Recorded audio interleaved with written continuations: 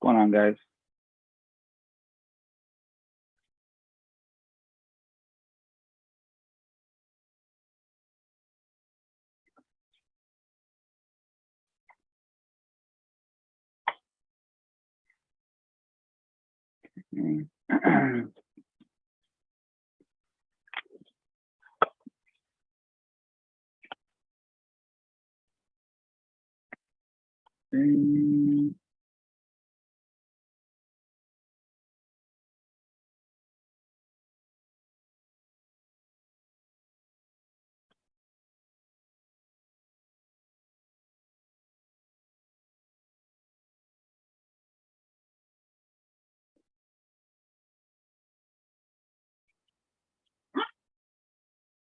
Don't mind that. That's just my puppy.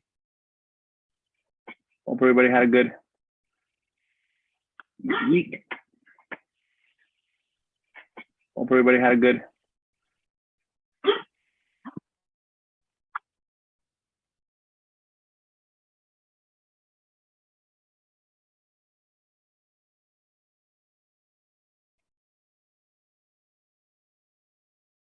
So today we're gonna try to break down this call real quick. Again, the reason why we do it so repetitious is we want to make sure today we do the same thing over and over and over and over again and make it something that's like waking up and brushing your teeth. I hope you guys brush your teeth in the morning. Something that it becomes a habit.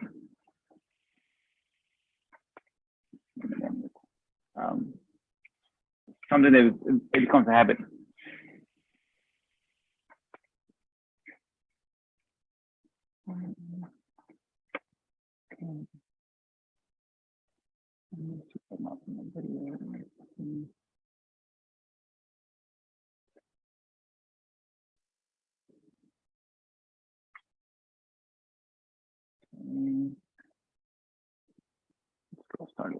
Is this a good time for you? This is perfect. Great. And I am calling back to verify that all the information you spoke with Alex about on the phone about your interest in selling your house is correct, so that we can come to an agreement to purchase your property. And is this the best number to contact you on in case we get disconnected? Yes.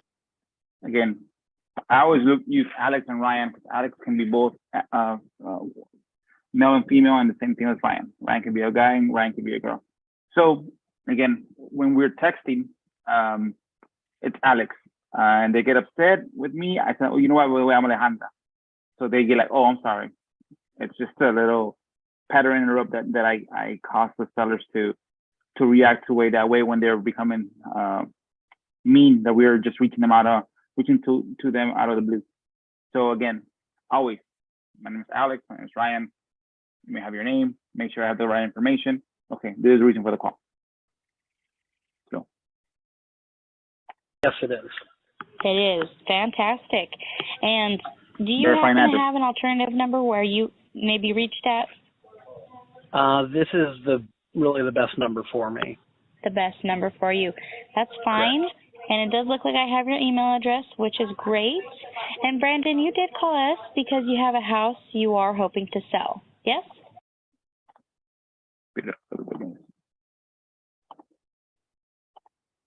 Correct. Yeah.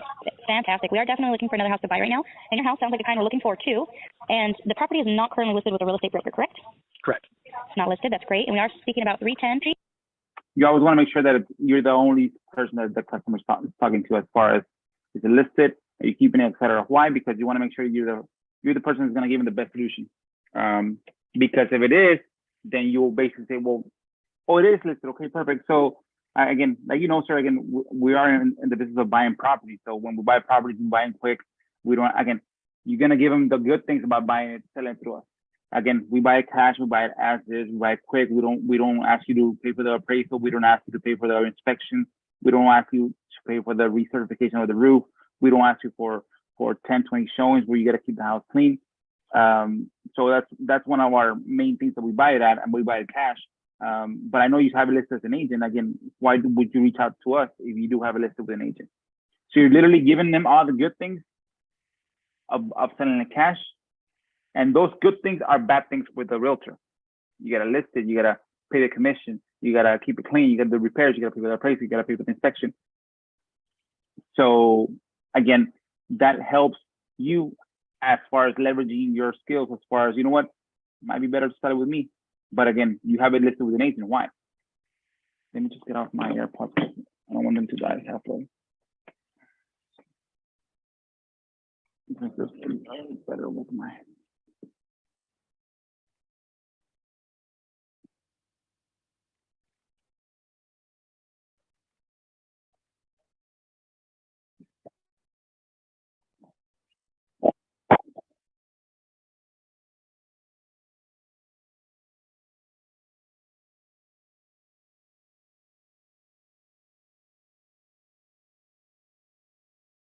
Again, you asked what's up for the condition. Again, there's ways to streamline this type of conversation. Again, my go-to now, again, these are things that as you get deeper in the business, you try to modify and increase and either go deeper on the pain or go less of a pain, or not less of a pain, but things that you can give to get straight to the pain. As far as condition, hey, 1 to 10, 10 being the best, what's the condition? 8, perfect. Any issues with the electricity, with the plumbing, with the AC, with the roof? No, perfect. Any recent remodels? No, perfect.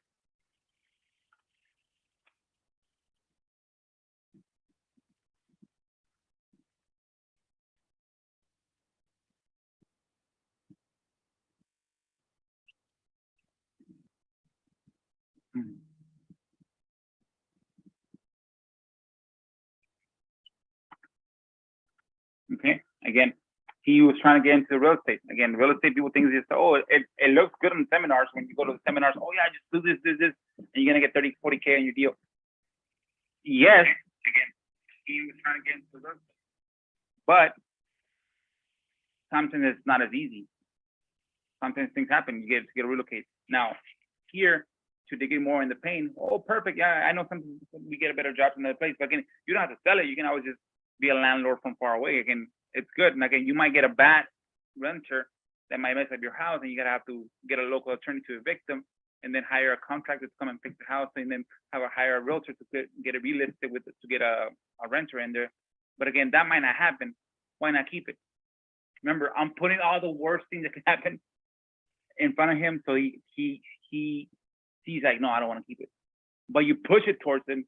It's like, oh, well, again, no, perfect. I know, I can make it up. Me and my wife, when we moved, when we have a rental over there in Wisconsin, and we just hired the right person to make sure that when the renters leave, we probably do some paint and carpet, and we have a realtor ready to list the property for lease. And sometimes we do get bad renters, but again, it's good to keep it. Again, it's good to keep it, especially in this market, to keep the houses and just roll again, increasing your cash flow, and then basically gain all that equity that you get when you keep the house for long term. But we're pushing them towards something that they don't want. We're pushing them to, how come you don't keep it? We kept ours. Yes, we had to leave to another state for work, but we kept our property. It's always good because you get cash flow. It's always good because you get to capture the equity. Again, you might have to get somebody to evict the client if you get bad clients, if you don't know how to vet the client, if you don't have the right systems to vet the client. But that might not happen. You might get the renter that messes up your property when he leaves, and you have to put 10K in repairs. But that might not happen. You might have to, get a contractor to fix the house, and then have that guy run out on you with your money because you didn't vet him correctly. But that might not happen. So you get in the worst case scenario, but you're telling him that might not happen.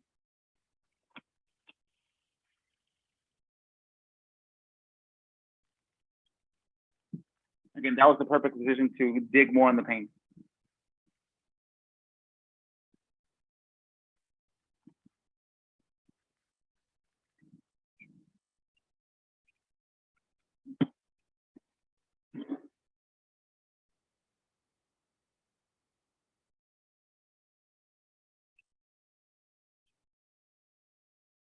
Okay, competition. Let me see how she reacts and then let's see.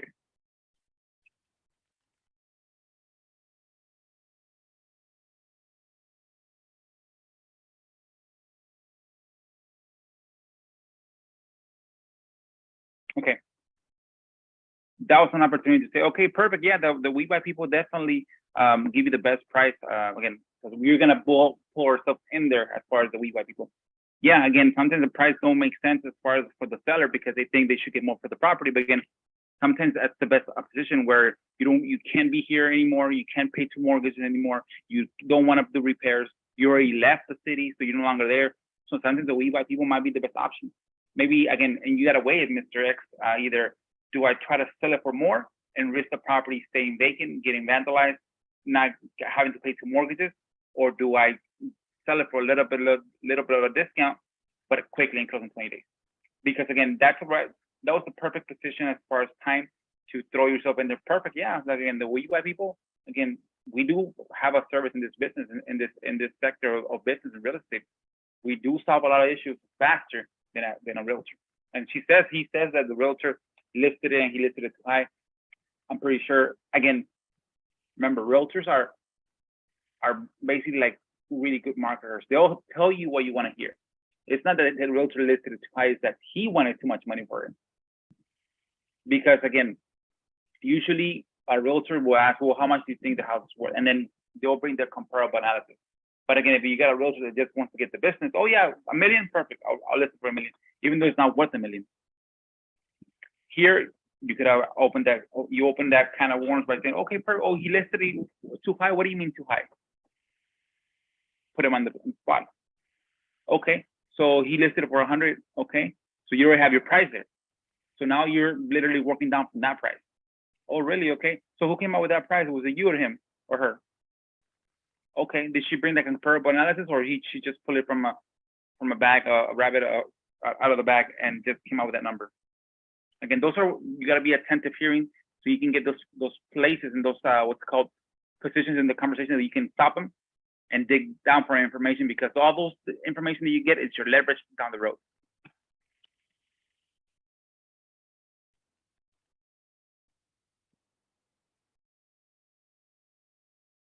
There we go.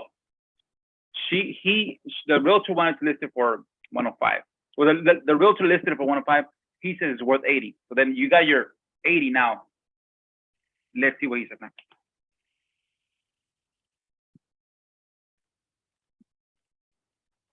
Again, one of the things that here is you're saying, you don't want to throw shit at other people.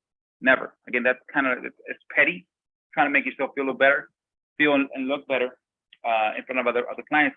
Just tell them, oh, perfect. You know what? Sometimes realtors, they do make mistakes, but sometimes they do look at numbers, and numbers sometimes they don't make sense. But according to the numbers, again, you got to go by that.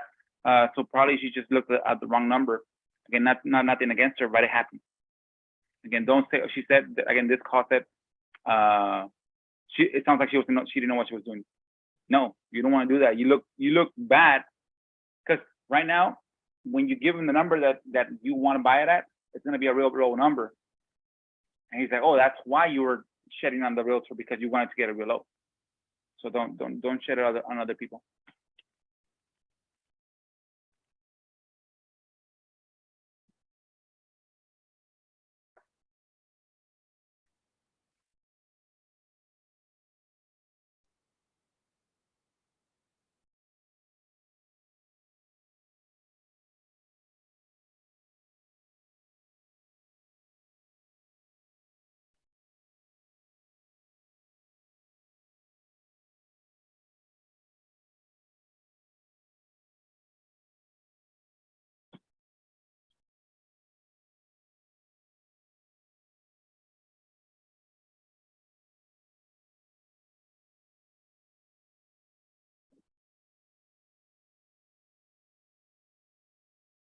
Here you ask when he's saying, "Oh, you might want to flip it, you want to rent it." Okay, what would you do, sir? What would you think was the fastest way that our company can get in there and start making money from that property? Rent it, flip it, and then let him tell you. Okay, perfect. Yeah, that's probably what we're gonna do. We're gonna just keep it as rent.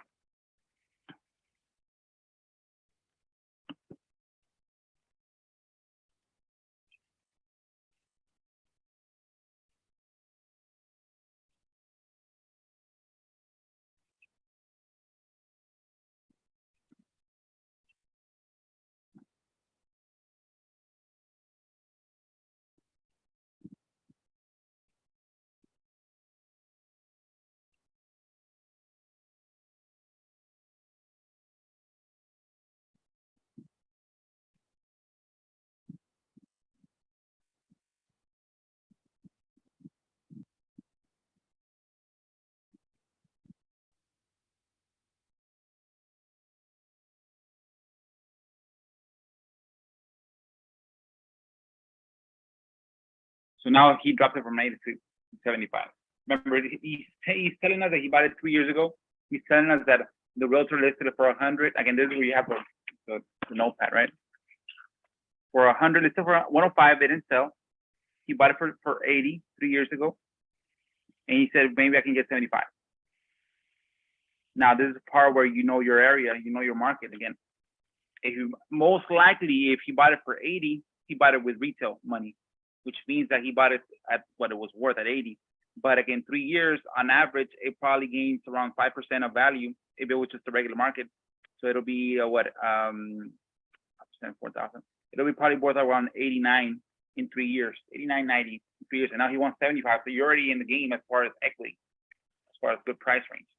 Not taking into consideration condition yet.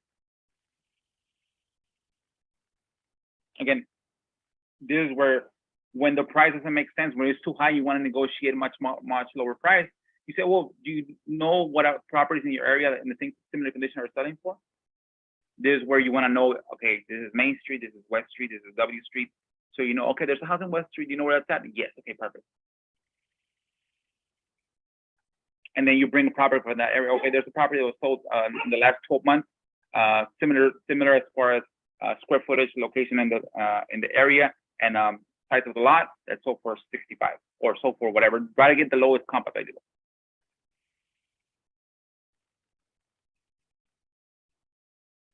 And sometimes we make the mistake. Again, I do make the mistake. You know your area so much that as soon as you get a number, without even telling them, like this one, let's say it was in my area. As soon as I get a number, I wouldn't even have to get like selling the comparables. I already know I'll shoot in my offer because I already have a buyer in mind. I already have what I'm gonna do in mind. So, but again, don't skip the steps, because then, in order for you, it's like riding a bike. When you first ride a bike, you gotta put your hands on the handlebars, seat, yourself in the seat, and then you pedal, right? By the time you know it, you get so comfortable that you can literally ride without the handlebars. You're just spinning with your legs, right? But before you do that, make sure you know how to hold yourself to the handlebar by asking, do you know what it costs to sell? Do you know what's the area selling for? Do you know this house in West Street that sold for 60K with similar square footage in the house and similar square footage in the lot? But when you get to a level when that you can do it faster, you already know more or less, you know what, I can make 20 on this one, but I get it at 50. And then you talk him down as far as he went from 80 to 75. I'll probably, let's see what the conversion goes to, but I want to probably, you know what, okay, perfect. You know, based on the condition, on the area, and closing quick. Remember, he's leaving. He's leaving, right? He's leaving the area because he's going for another job. So he needs to close quick. So that's where your leverage comes in. And that's when people get a bad rep because they say, oh, you're giving him too little. No.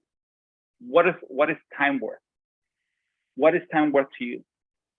You want what I have in my bank, which is my cash. You have a house. It's probably worth 100, but it's not worth 100. It's what somebody else is willing to pay. So I'm willing to give you what I've saved in cash for your property for you to have the time to leave in the next day, or the next week, or the next day. Not 6 months, not listed, etc. So it's just an exchange. You know what? I'm giving you quickness, and you're giving me equity.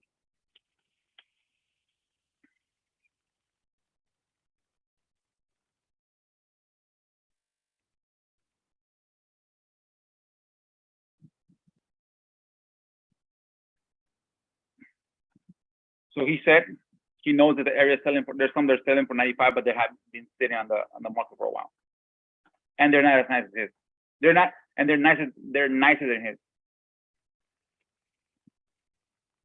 It's just a small town, so you have a 1925 house that maybe has no repairs right next to a $1 million 18, just kind of, you know, and then you have a 1960 brick house, so it's just kind of weird. Wow, okay. Yeah, it's a little bit different. It seems like when people move to the community to build a house, and you know, the community's been there for 200 years. Wow, okay, 200 years, that's impressive. And this we have the question. Okay, perfect. So you're already down to 75, and you want to ask that question always. You know more or less what it costs. Again, you might want to reframe it. You might want to ask them. Okay, perfect. So, sir, let's say in a perfect scenario, you do sell it for 75. You know how much more or less you're gonna walk away with?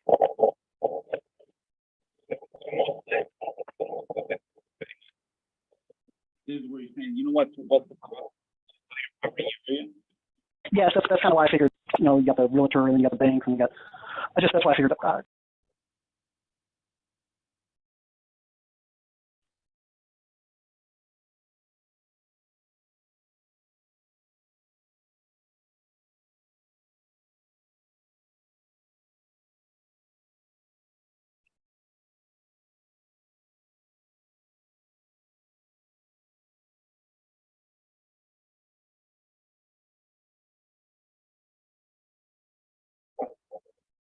Most sellers. So yeah, again, regular traditional selling, it's customary that the seller pays for the commission, pays for the closing costs, pays for the title policy, the escrow taxes, pays for the what's called the transfer taxes. If there's any inspections, the seller has to repair them. The appraisal, again, everything, because most likely most buyers will have a bank. And usually the reason why they have a bank is they don't have money in the bank to buy it cash. And the requirement that the bank does, like usually the traditional lending with the FHA is 3% lending, which means you bring 3% down and we will lend you the rest. They don't have money to all these things, repairs, etc. So they're counting on, that's why traditionally they're counting on the seller to be able to do all that stuff.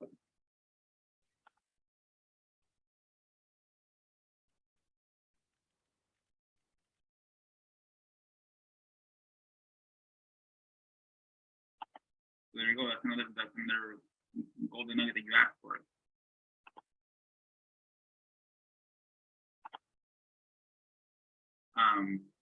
That you asked for that because now you have the bottom dollar is 39K. So how much more he wants to make?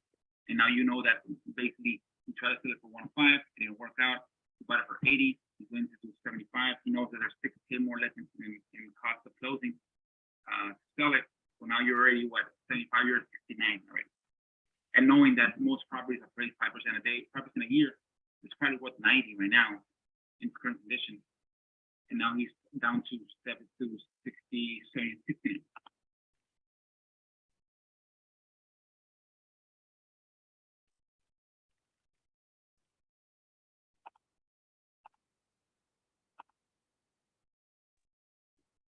Hey brother, your thing is not playing, so we can't hear the actual thing.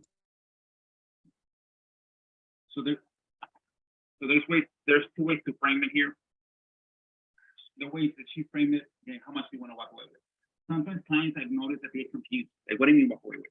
Like, because like, there's a mortgage, there's closing costs, et cetera, et cetera.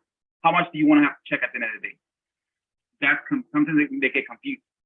So sometimes it's better to tell them, well, how much you want to sell it for, and then have them do the calculation as far as, well, I owe 39 minus the 6, plus the 6 of closing costs that I'm gonna work without. I'm gonna walk away with that amount. But sometimes they don't know that. So when you tell them the walk away money, that's cool. What's going to be, once you walk away and you close everything, what do you want to walk away with as far as what do you want to be the final check? And you got closing table. It says here. So there you go. So he wants to sell it for 65,000. So you see, 105 was the listing agent. It didn't work out. 80 what he bought it for.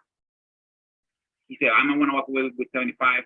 I know it's going to cost me 6K to close more or less. So he was on 69. Now he said, I want to walk away with 20, 25. So I want to sell it for 65.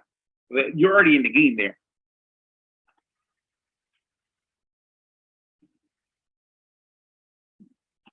Okay.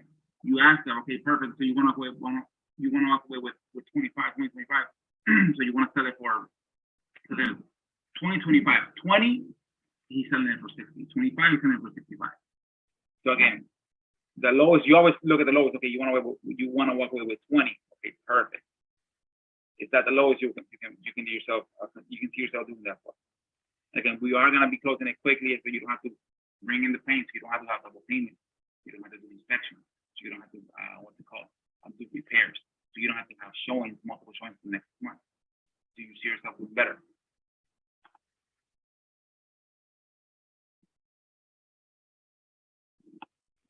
And then you hit them with again, right in that forehead with which you can hear the 10. You want a 20, now you're doing half. Basic negotiations I always say, I don't put myself as being the boss. Again, here, if you hear this conversation, it looks like she can make the authority decision to give you whatever price. I would have said, okay, perfect. What I have here, based on the condition of the property, based on the area, based on the square footage, based on what we know, again, I have an approval to do a 10K walkaway. You should consider that. You should be quiet.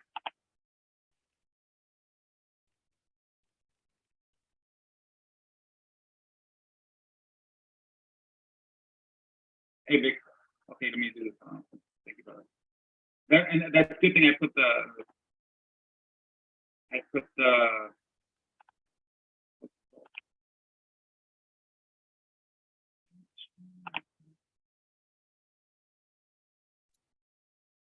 Yeah, I don't know what the note taker is. Can you kick him actually? I was using an app and can you kick that guy? What was that? The note taker, can you kick him? The note taker. Oh, this thing? Yeah. How do I know? Hold on. I never kicked somebody out. Pin, remain, remove. Gone. Nice. Okay. Can you hear me? Because now it's catching my AirPods. Can you hear me now, Vic? Yeah, you sound much better now. Yeah, it was getting the AirPod volume. So on this one, I'm about to come to the bottom of the finalization of this call. I was just saying that it's always better to not be the person of authority. You're just the one you're the middleman. You're the kid between the two parents. So let's see what he finalizes and what he says to his client.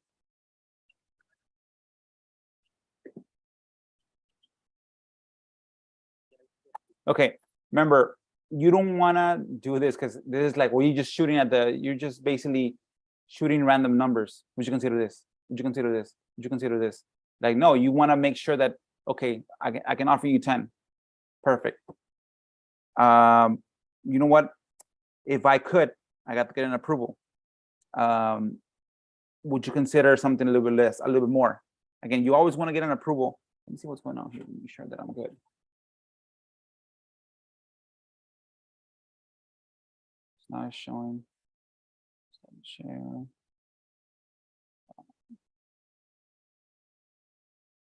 So.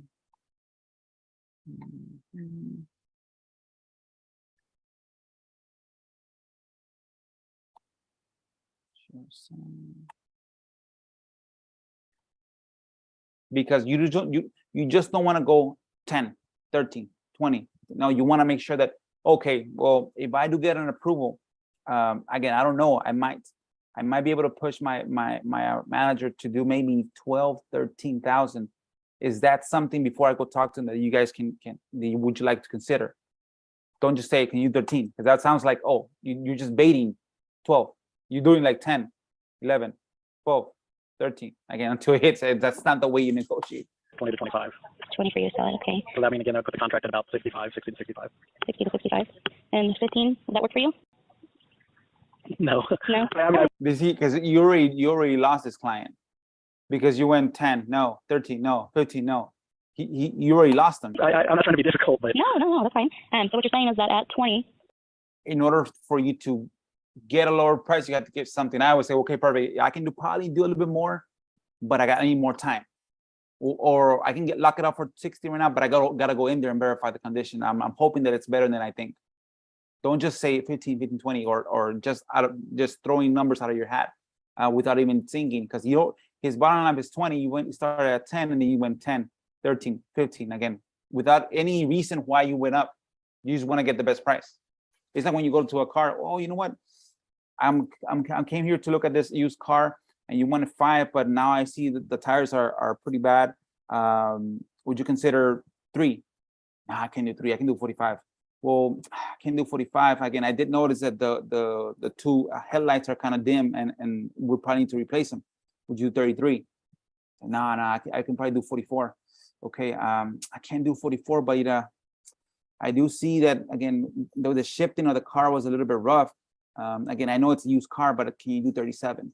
So you're giving more money because you're telling him, why not the 44? You tell him that it needs this. That's why I'm lowering my price. You can't just say 10, 11, 12, 13. You would be committed to selling your property today? That take? Well, standard escrow is about 60 days, but we always shoot for sooner. And in some cases, we've been able to close them within. So they agree at 20, his original number, because she lost them. She lost them at when he started saying 10, 12, 13. And he started laughing, like literally, you're just playing, girl. Like you're just throwing numbers and see the ones the lowest that I'll take. But remember, guys, that's not the way that you do negotiate. And everybody, you improve. But one of the things that you should always know, in order for you to get a better price, there has to be a reason why you offer a less up number, as far as, okay, a higher number. So he wanted 65 or 60 is lower. What would you do? Would you do 40? No, I can't do that.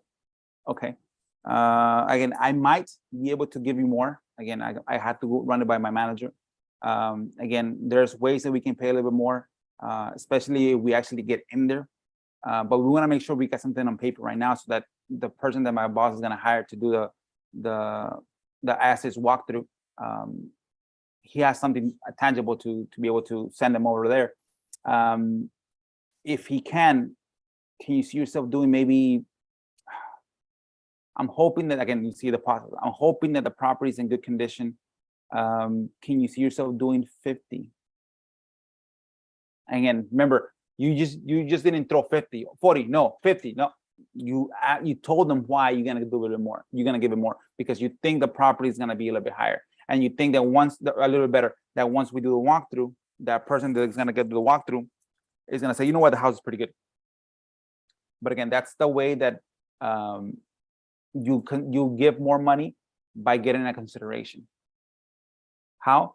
Either you're gonna pay at a longer term, instead of being a 60-day term, a 90-day term. I'm paying you 55 because I'm hoping that once I go in the inside, it's much better than what I'm thinking. I'm gonna give you more because you're gonna be able to give me terms. I'm gonna give you more because I'm gonna be able to buy it as a rental, not a flip, not just 50, 55, 60. Because again, you can tell the guy laughed at her. He laughed at the agent saying, no, I'm not trying to be difficult, but again, you're just literally throwing numbers and hoping that I can get a lower number than what I gave you. See. So yeah, that's the breakdown on that call. Again, there's multiple things that you can do that person could have done better. But again, the reason why we want to be so repetitive with the things is that we want to make it to a point that you just learn it. Like just like riding a bike, you will never forget. You ask the critical points and questions. You are attentive in your hearing so that you can make sure and you hear the right things. Again, 105 was the listing. He bought it for 83 years ago. He said he might take 65. I know it's going to take me $6K to sell it, so I might take 69. And actually, how much you want to walk away with? I want to walk away with 20 to 25. So I want to be at around 65. So you see, you're hearing these things. You're hearing that he's going to leave to another town. So that's some motivation. You're hearing that he doesn't like the agents because they first overpriced it, and two, they didn't sell it for him. You heard that he actually contacted the We Buy Houses people, because he knows there's a benefit there, because we're gonna buy it close, we're gonna buy it faster, we're gonna buy it as is. So that's all those leveraging points that you get as you converse with the seller, so you can come up with the right price. And then always, again, the what's it called, the thing that you do once you do lock it up. What do you do as a habit? Once you lock it up, you do the physical walkthrough, you take 20-30 pictures, send it back. Hey, Mr. X, based on what we said, again, we did lock it up at 55. We did see other things that we weren't expecting. Again, look at these 3 pictures that I send you. Again, I like the area. I do like the property. I don't want to walk away with this property, but I do see that my contractor, he wants to get like a $7,700 discount from the purchase price, and I know that's pretty hard for you to take. Is there anything you can help me with so we can go forward and close this deal within the next 20 days? It doesn't cost you anything. If you get 1,000, he's like, no, it's 77. He's like, no, I can't really do anything. can you help me out with, and this is where you respond to, can you help me out with something? I don't want to lose this transaction because that's how I get paid by closing on these deals. Can you see yourself maybe doing 3,000? He said no to 77. He said no to him giving you a number, and then you bring it down. Can you do 3,500? Half. It's like, again, I'm trying to, I know you want to sell it quick. I know you want to sell it as is. I know you don't want to have to stay here and list it with another agent. Again, we are talking to you. We have money here. It's just we don't have the whole 55 for this kind of property in its current condition. And it's like as far as for the project, we do have money to buy it in full and buy other properties in full. But for this project, the max we can do is a little bit less than the 55. Can you see yourself doing a little bit better? If you get 2K discount, remember, and if you track it and you close 20 deals, that's an extra 40K. If it gives you 1K in discount, come on, you can get even $500. If you want $500 for marketing, that pays for your whole marketing. If you have a low marketing like I do, but again, make it a habit on all transactions to do that. Again, if you're gonna give him 65, 3K discount is nothing. If you're gonna give him 100, 10K discount is nothing. If you're gonna give him 130, 20K discount is nothing. So that's the breakdown of the call. Sorry for being late this morning, or this morning for like Vic that's in the West Coast. So basically, like today, as far as conversations that I had, again, I did have conversations. I didn't have no leads. Did I have any leads? I had one that I actually talked for like an hour with him. What's going on, brother? What's up, man? But the thing that I'm telling you, like, what happens when you get slow weeks like this? You just keep on doing the same thing. You keep on doing the same thing. Consistency.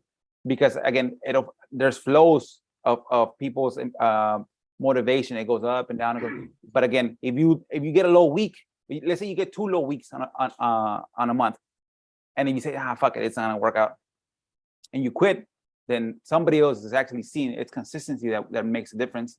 He's gonna walk behind you and get your deals. Just be consistent. The same thing. Do your scrapes, do your podios, do whatever follow-ups, etc., etc. Just be consistent. Don't be discouraged for 1 bad week or 2 bad weeks or 3 bad weeks.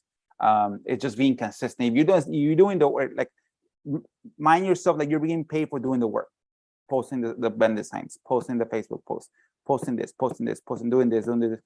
That's what you're getting paid for. That's your business. And then eventually things will cripple in and you get a deal and then you get another deal, but you're consistent.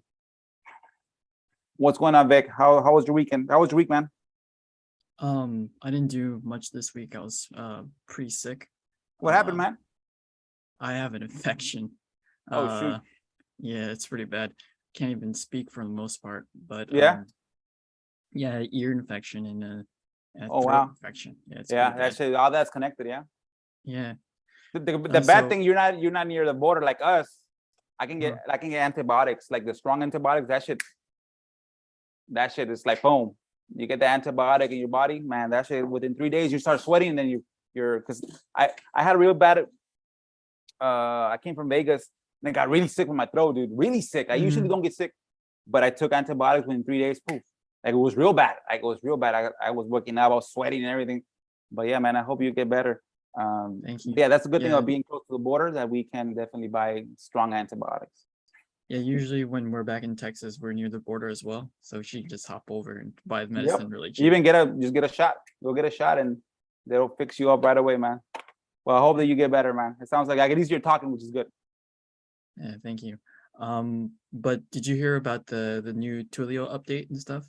No, I didn't. What's going on? I'm not even in the loop with that. What happened? So I think 2 or 3 days ago, they started flagging down a lot of stuff. So now you can't change, you can't text as fast, and a lot of people's account got flagged and shut down. So maybe not your account, but look at your delivery rate for the last 2 or 3 days. It might have gone down a lot, and I think even the standard RI reply, which is about 15 texts per minute, you have to go slower than that now, because they're really cracking down. Yeah. So it's not how fast you type, it's how many texts you blast. Yeah, how many texts you're blasting. So they're really hammering down on that. Which Yeah. is good. And again, I guess I kind of shifted from that, and now I do calls, and I do the one call every 2 minutes. I don't really Mhm. do text blast no more because I've gotten, like, trust me. Let me show you my phone. Look how many calls. Let me see. Let's see. Oh shit! I'm getting tons of, again, my calls for IRA reply. Like all those missed calls is because I'm on the call with another client. But you That's see, it's great. all coming in from the same IRA reply. You see. And that's from the 300 voice drops you're doing?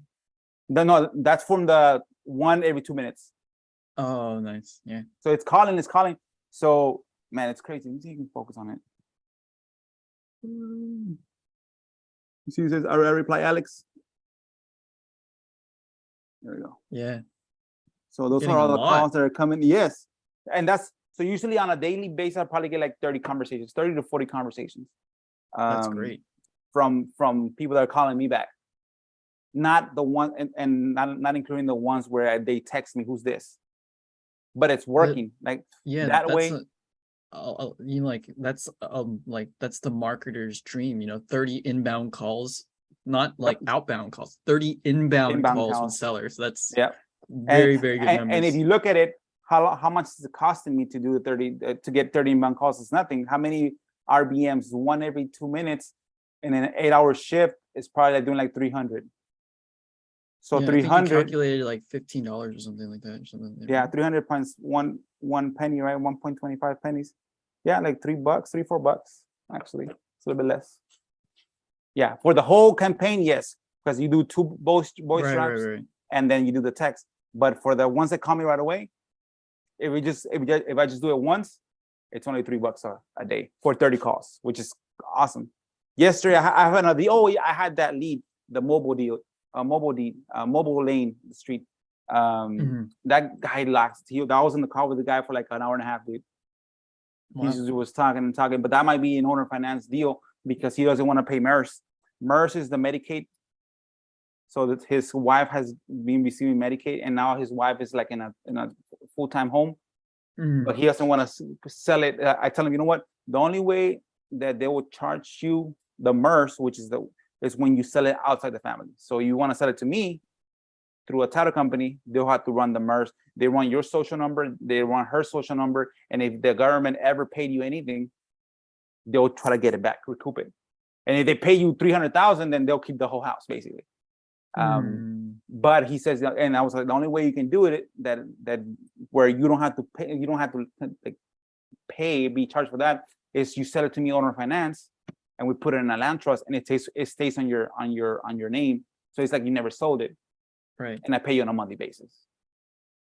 Quick question. When you introduced that, did you introduce that solution 10 minutes into the call, 30 minutes into the call, an hour into it was probably like 10 minutes, like 8 minutes into a call. Okay. Because he said I messed up when I merged the calls, because I had that number. I told him that when I upload my phone numbers to Podio, to IRA reply, I don't merge by number, I just add them. So there was like 3 numbers with the same, there's 3 addresses with the same number. So when I merged them, it deleted the call. But the conversation said, hey, we had reached out to his daughter, and his daughter gave her the number, and then he called me back in, which he was the second phone number from the script trace. So we were conversating. The wife the wife has just diagnosed with Parkinson's, so she's full-time in a nursing home.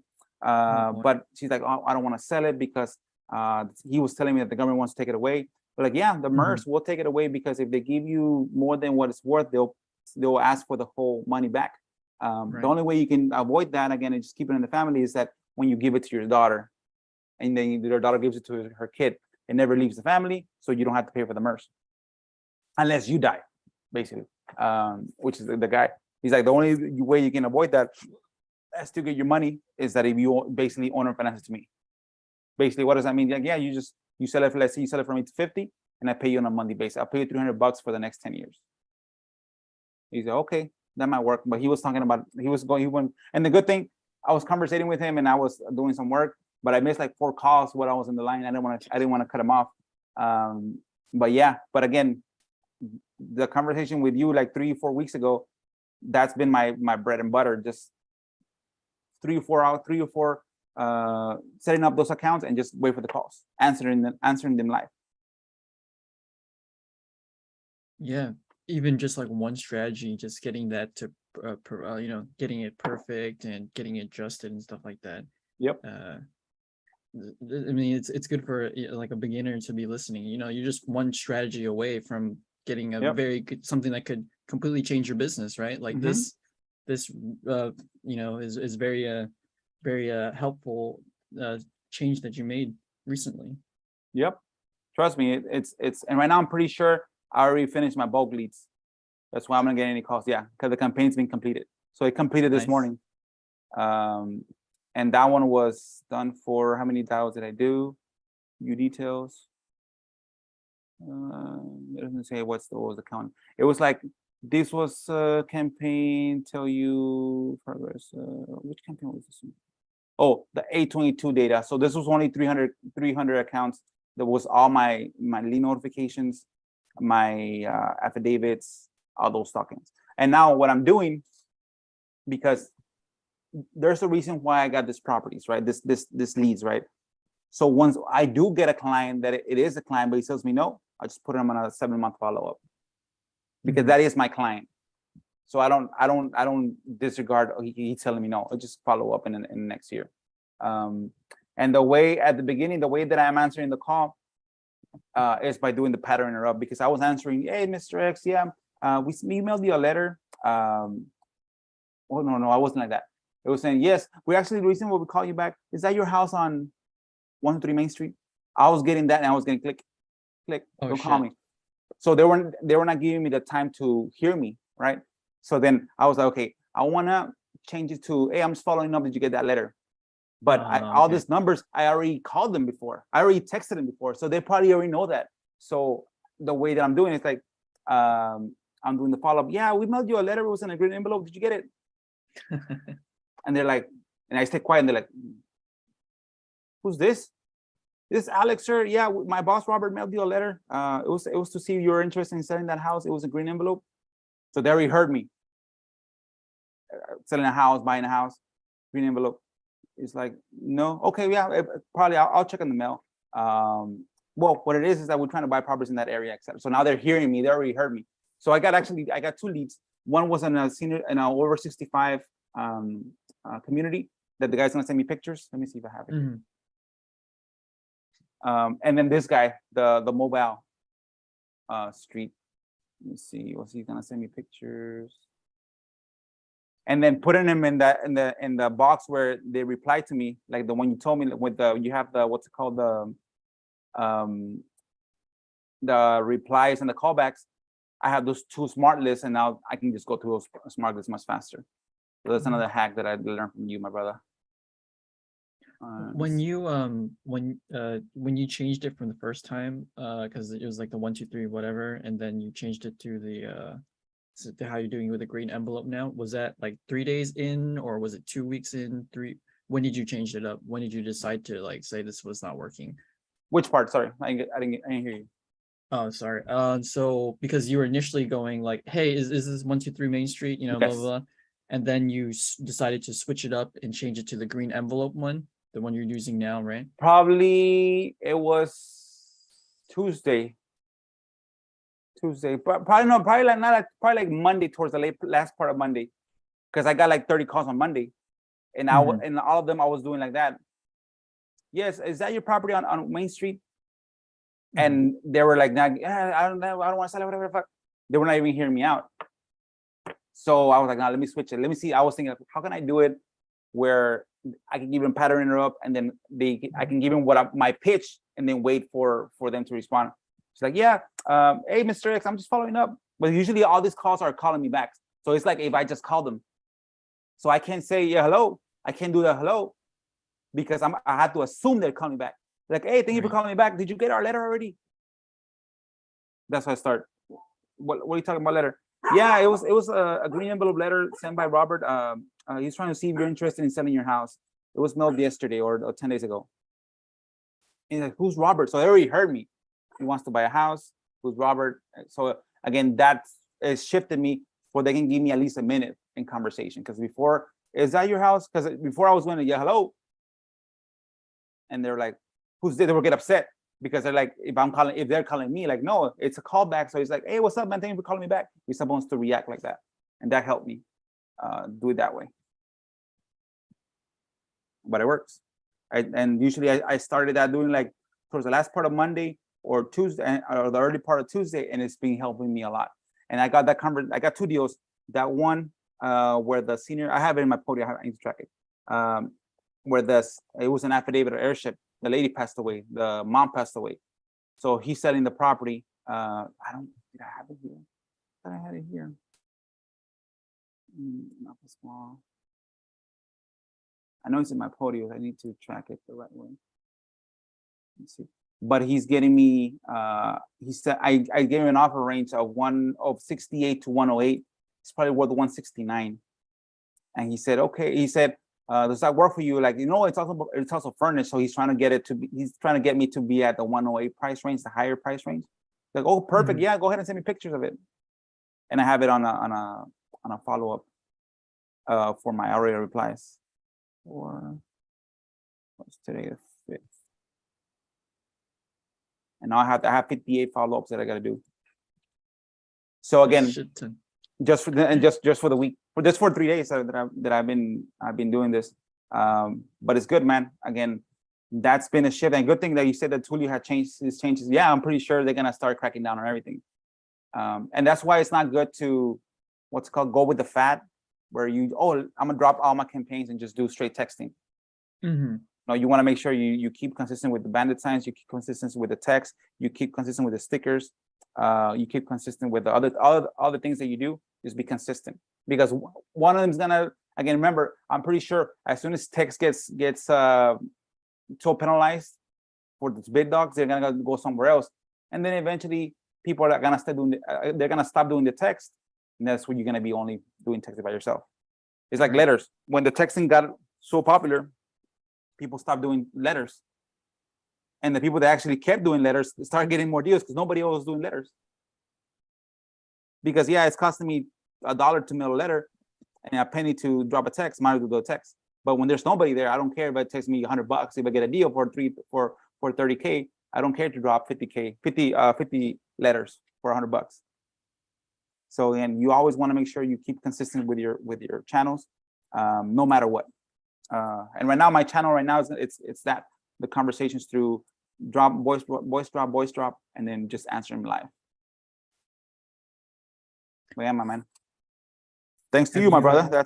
That's your strategy. And trust me, I've run with it completely. I did create a workflow for the ones that I respond to, and then I'll just let it. I put responded. So the workflow says anything that's being tagged as responded, you wait 3 days. If there's no reply, you send a question mark. You wait 2 days. If there's no reply, you send another question mark. And there's no reply, you wait 2 days, and you put it back in the campaign. Right. So I'm hoping that it works. That it's working. We'll see. Yeah, if it doesn't work, we'll fix it. Don't worry about it. But yeah, man, that was one of the things that I needed to work on. I tried to download the previous campaigns to see what the errors. They're gone, because I reuse campaigns. So let's say I have one main campaign. I just keep on adding things to that campaign. So let's say I do a Friday campaign, right? And there's 50 contacts there. Once I do the 50 contacts, it stays there, the campaign percentages, right? You had 50 contacts, 20 went out, 30 didn't go, failed, right? But if I use the same campaign and I add another 50 contacts, that initial data leaves. Really? Yeah, it's not there. It's not there. I was like, well, how come it's not there? How come it's not there? And I was like, well, yeah, because I keep on reusing the campaign. I can't see the stats to that campaign anymore. Well, at least you can still check today's, and you can see that if you're the way that I'm gonna have to do it is, the thing is like, well, first of all, I need to look through my, let me show it to you. I need to look through my, because all those campaigns that I did,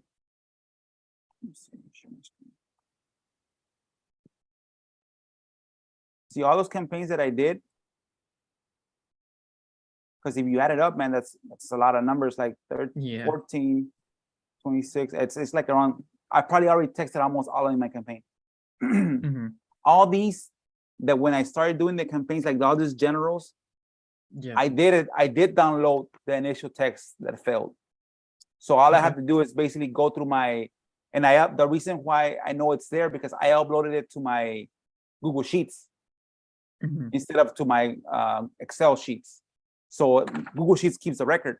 So I need to look for the record on that time frame where I downloaded and then I uploaded the documents so I can sort the numbers that were the 3003s, 3006s, so that I can upload it as remove campaign so it can remove from the campaign. Yeah, you But can what you can do is when you go into clicking a campaign, you can, let's say you click the Podio follow-up one or whatever. Anyone, yeah, that's fine. And then you see, click the reason why this one's still there. Watch, what's this one? This one. The 210 days past due, our replies is because I haven't added any more new ones into this campaign. Right. So you can see this delivery and this, etc. But since on the other ones I kept on reusing the campaigns, it kept on doing new things, so it deleted all the previous. I wonder if there's any way that we can download the total reports. I think you can. I just need to figure it out. Figure it out, yeah. Yeah, I don't think they would delete that data. I think it's just changed somewhere. Yeah. Yeah, it's still recorded somewhere. Yeah, maybe like in the recording or yeah. If you click the failed, you can check the failed ones and you just export the failed onlys. Yeah. And then you can sort them in your Excel by the basically the ascending and descending. So like all the 3003 will pop up and then 30007 will be on the bottom and stuff like that. Yeah. The way that I was gonna do it was that way, right? I was gonna try to get all those, right? Those there where it says, which is where the 3000 you told me, what is it? The 3006s and the 3003s. That it was because it was landline. I was gonna download all those, and then I was gonna upload it with the special tag, call only, and then in the trigger that says if I tag an account only, D&D the text only. Right. And save it. So when I add it to the campaign, to a regular campaign, that it won't allow it to text because it says D&D text only. So I don't have to modify the campaign itself. I just have to modify the actual account. Yeah. What you can also do is you can, so if it's 3003, because it would show when you download the list, you can just replace that original failure code with the word tag. So basically when you re-upload that list, it'll have the 3003 in the tag. And then you can go into the D&D filters, and anything with the 3003 tag, it'll automatically D&D. Yeah. So I wonder if I gotta hopefully you can mess with it too, to see where we can get those old campaign errors for all your campaigns. Yeah. And 3005 and 3006, I looked up into it more. So what that means is temporary outage.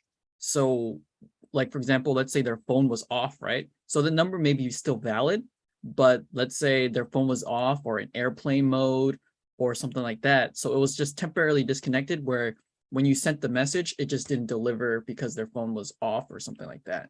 Okay. So 3005 and 3006 is possible that it's still a wireless one, but the message wasn't delivered to them because there was some kind of temporary outage. So you can try again within 4 hours or the next day. But if it still fails, then it might be like a bad number, or it might be a landline or something like that. I get you.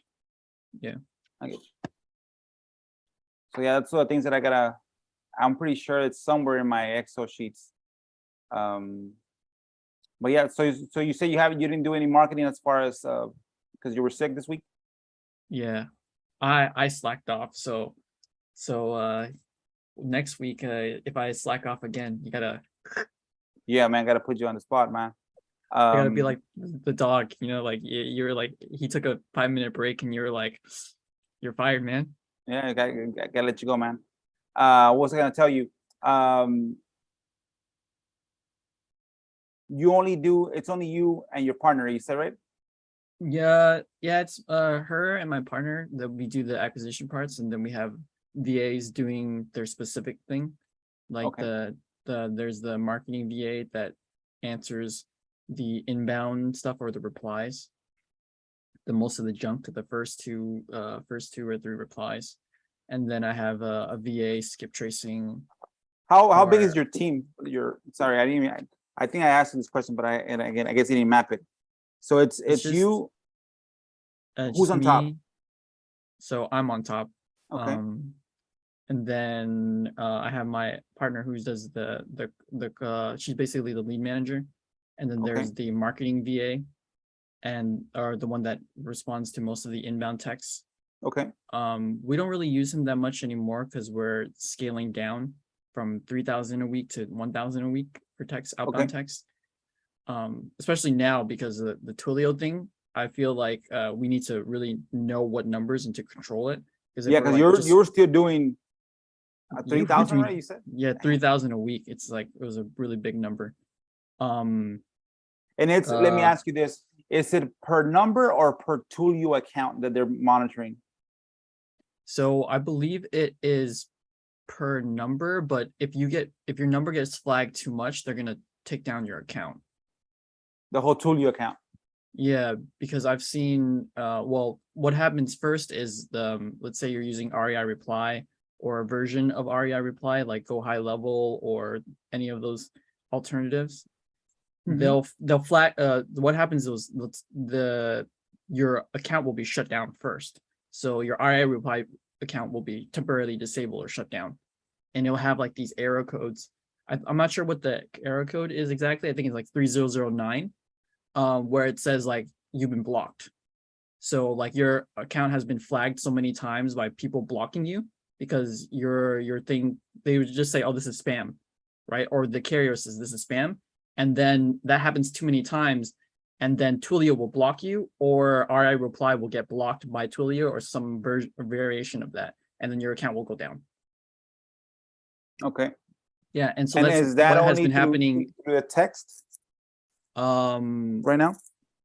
Through text. Oh, well, it's happening mainly because of text because people are like, Blasting. spamming or blasting or something like that. And it's like nothing unusual. Like they were running these campaigns at that frequency. They were doing it for, weeks or whatever. And then now that they've been just like shut down. Oh, wow. Yeah. No, I bet you. Yeah, if that's a big, because I know people in San Antonio that were doing 30,000 texts a week. Oh, they're gonna get shut down for sure. Yeah, I know. There's people that I personally know they were doing 30, 40,000 texts a week. Big players, but I don't right? know because they might not be using Twilio. They may because there's a lot of. But it's providers. in general like everything because all this Yeah. comes from the SEC, right? It's coming from the government. Whatever provider that does the text blasting, you guys gonna get blocked basically. Yeah. I heard because most of the changes, the TCP changes and stuff like that, and Twilio changes, it was earlier this year, and now they're just implementing those changes. So it's like nothing new. No one should be really surprised. But a good thing is I did learn that you can negotiate your prices with Twilio. So for example, you blast a lot, right? And you spend a lot of money with Twilio. You can just call me like, hey, I've been a customer for a couple of weeks, actually a couple of years now. What can you do about the rates? I'm currently paying this much. And I'm thinking about switching to this provider over here instead of them paying me paying $1 and or $1.08 or $1 not $1 but 1 penny. What can you do about that pricing? I'm paying 0.75 here. Can you do anything better? Because my competitor over here, your competitor, is paying 0.5, or it's even free for the inbound text. So yeah, so inbound text is free on some of these competitors, and you're charging me 0.07 for inbound text, and then for the outbound text is this much. And for my calls, because you have a long history of calls with your cold caller, right? Mm-hmm. And so you can be like, hey, what can you do about this pricing for the outbound calls? Can you reduce that for me? Can you match the competitor's pricing? What can you do? Because I've heard on some of these calls that these big players, or even if you're just a longer term customer, you can go back to Twilio, go to your Twilio rep. You have a rep in your sales rep in your Twilio account. and you just negotiate price, or at least a better price than what you're having now. So you can at least, maybe $10, $20 off, but that still adds up, right? Every month, if you reduce your cost by $10 to $20, that's a bandit signs, right? Those are bandit signs for you. Yeah, because you everything get free market. matters. Yeah. So that's at least worth a phone call to see what can you get at least. Well, okay, maybe I can Just reduce ask, my yeah. cost. Yeah, Yeah, 10%, just ask. 20%. So that's another tip that you can implement. Let me see how much it costs this week, because this week's only been those campaigns. Let me see how much usage I've had this week. So yeah, it's been $50 this week. Wow. So it's $50 per week. So it's basically $10 a day. It's gone up though, right? Because I think when you talked about it, it's like your last month's bill was like 120 something for 4 months, but then the previous month was like $75. So now it's like it's gonna be at least $200 at this rate, right? Yep. Let me see here. It says here so far, the voices, and it's actually the text there is being more expensive. $22 in text. So am I texting? I need to check the campaigns, because those texts are probably from the previous campaigns that are still active.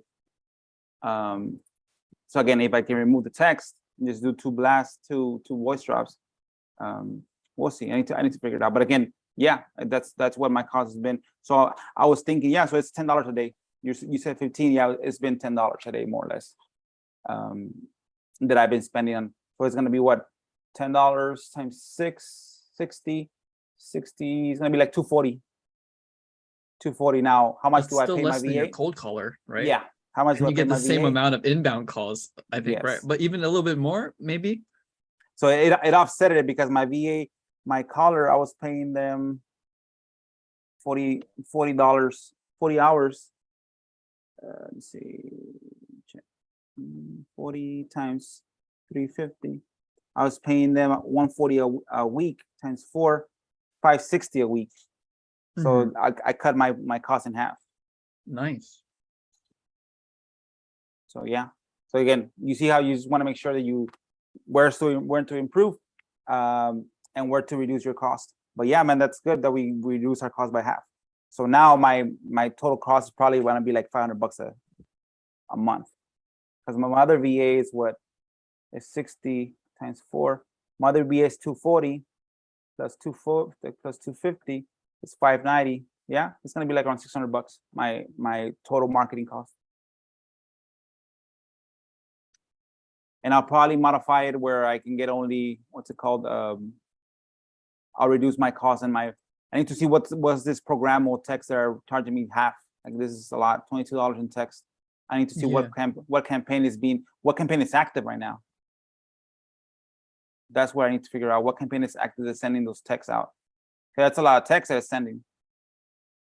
Because I think you were sending 200 a day for that one campaign, right? That you had like 1,400 leads or something like that, because it was from the 4,000, and then you scaled it down to the 1,400, and then you were sending 200 a day until the end of the campaign. Let me see which campaign.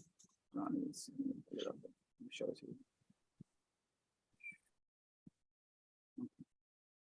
I think it was. Let's see. So here it says completed. That means it has no more text going out, right? Yeah. That means that campaign is completed. There's no active ones. So here, like this is it's not active. It's not active, right? There's no more pipeline. There's no, like this one says 1 active. This campaign itself is what? Yeah, it looks pretty much done. I'm trying to figure out, how do I know what's active? Like this one, it shows cold call, but my cold caller is not using it. Cold call, no. Like this one. So if it says published, it means that it's active, because if it wasn't active, it will be saying draft. Okay. Because I need to know what's being texted. Because these are all manuals. All these cold calls are manual. The only Right. ones that should be active, if they were active, were these. And these are Yes. old accounts. Yeah. But you see, there's nothing active. Like you see active. Yeah. So that's like go down at this is 3,700. See, but that's a manual cold call. Like he has to actually have to okay. make a call. I think you're This is pretty manual. good. This is manual. This is manual as well. This is manual as well. And I have this one, general. Go to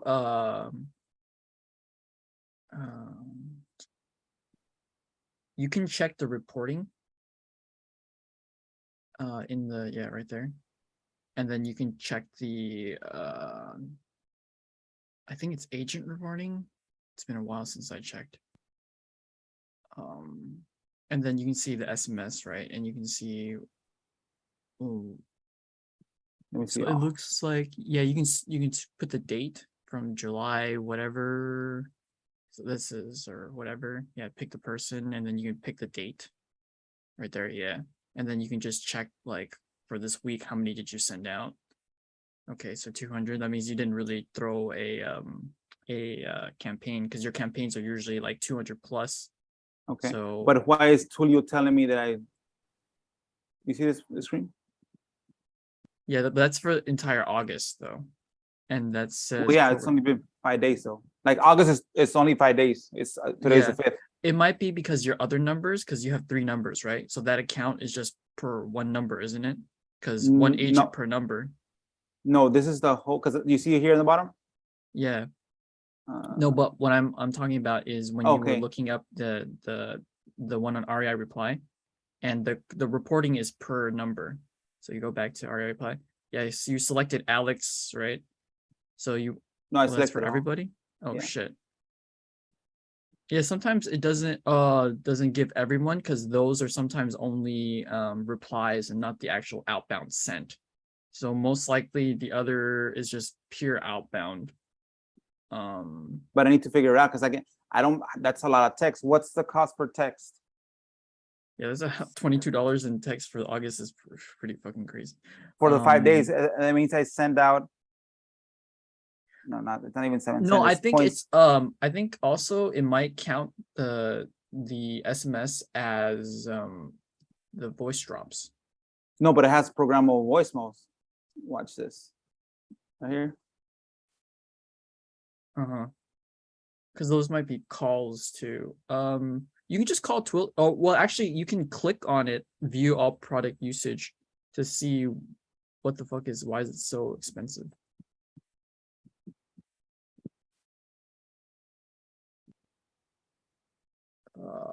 I think billing, yeah, programmable messaging. Go to SMS logs, because it says you sent out 3,000 messages. Yeah, 3,000 messages. And I don't see it.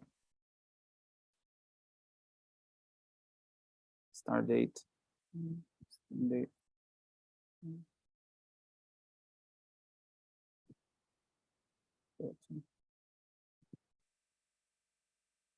Oh, well.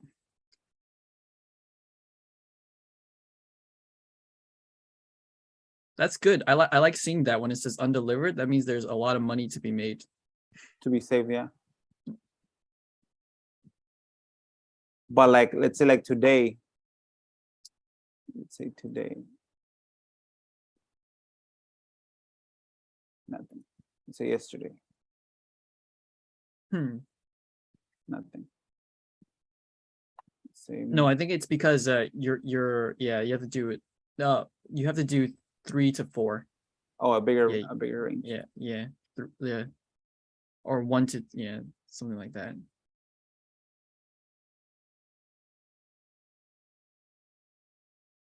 You can just search. Okay, you can just search that address, and you can figure out what campaign it's coming from. Okay, let me see it.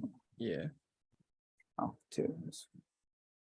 Let's figure out this shit, because again, that's a lot of cost. Because I had an issue with them in the beginning also.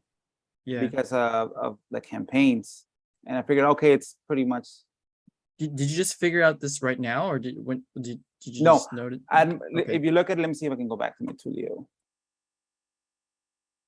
So I downloaded. Did it download or no? Logs. Okay, let me try. If you look at here, Like when I started doing this, I think it was last year. You Mhm. see, Oh, $1,000. That was June. that was June. Yeah, in Oh, July man. of last year, another 1,000. May of last year. I This think I'm not completely certain, but I'm pretty sure that Twilio keeps all the records of your failed numbers too. Failed Yeah, failed I delivers. think I just So saw it too. Like I can just, yeah. You can just yeah. go into Twilio and pull out that report too. Yep.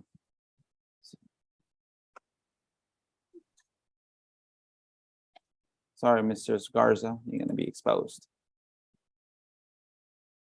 Oh, it's from your divorce list. But you see, there's no. So this campaign is from the RVM campaign. It already finished.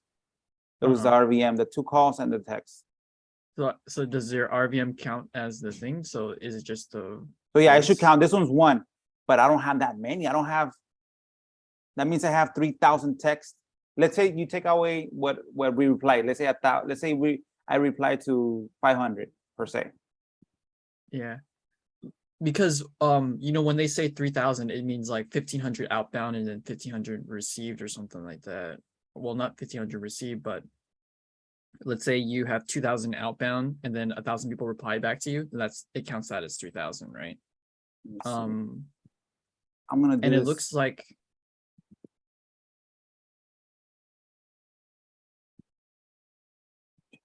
First. Let's say. 17.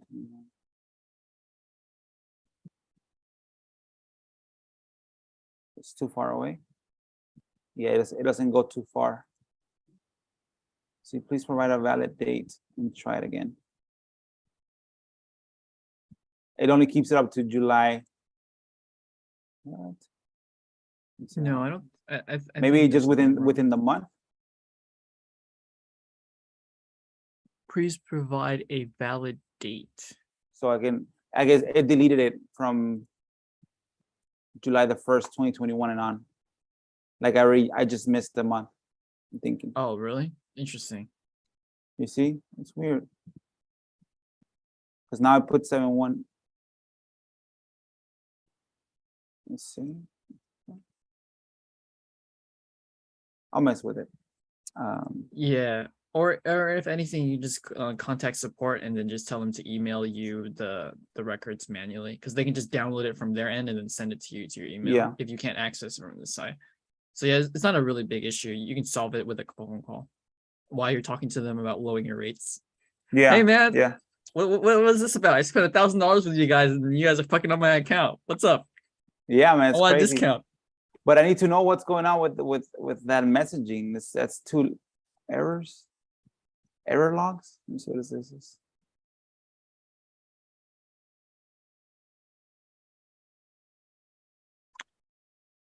Do you get the Oh. emails? Because when there's an error log, they usually email you too. So I don't know which Yeah. email it sends it to. Yeah, it says the 10th error for the day or etc. Yeah. I'll figure it out. Right now it's slow. Yeah, but it's a lot of people they send a lot of messages, but they don't check daily or weekly that their messages are failing, right? Because they're just focused on like, I just need to talk to more people, blah blah blah blah. Like, yeah, like there's a huge failure rate. Like your data is like not good, and usually people run that data through a campaign that texts them 2, 3, 4, 5 times.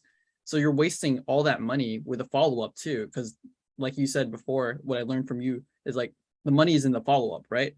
Yep. And so if your follow-up campaign fails the first time, it's gonna fail the 4th, 5th, 6th, 7th, and 8th follow-up. Yeah, but it will. And like here, the only campaign that I have active is that the old reply campaign that I never reply within a year. Mhm. We'll see. We'll figure it out. I have to call these guys to make sure that I get the right information, because if I can remove those $22, that means it's $5 a day. That's what I was thinking. Yeah. Like $3 or $5 a day. 10 is still good, Yeah. but again, it's too much. Again, I need to just stop all the campaigns, put them in unpublished, and just run the RVM so I can make sure that there's no more follow-ups. You know Yeah. what? That's what I'm gonna do right now. So what's going on with you, man? What are you gonna do today? I know you've been trying to catch up. You're just feeling better. So next week we're definitely gonna go back hard. I figured out how to create my own scraping for sale by owners. So I created my own bot to like scrape the leads, so I don't think I'll pay for the scraping anymore. Okay. And it's faster because the ones that I was using before, it took like 3 or 4 days for them to scrape. Now I can scrape it instantly and it auto refreshes as well.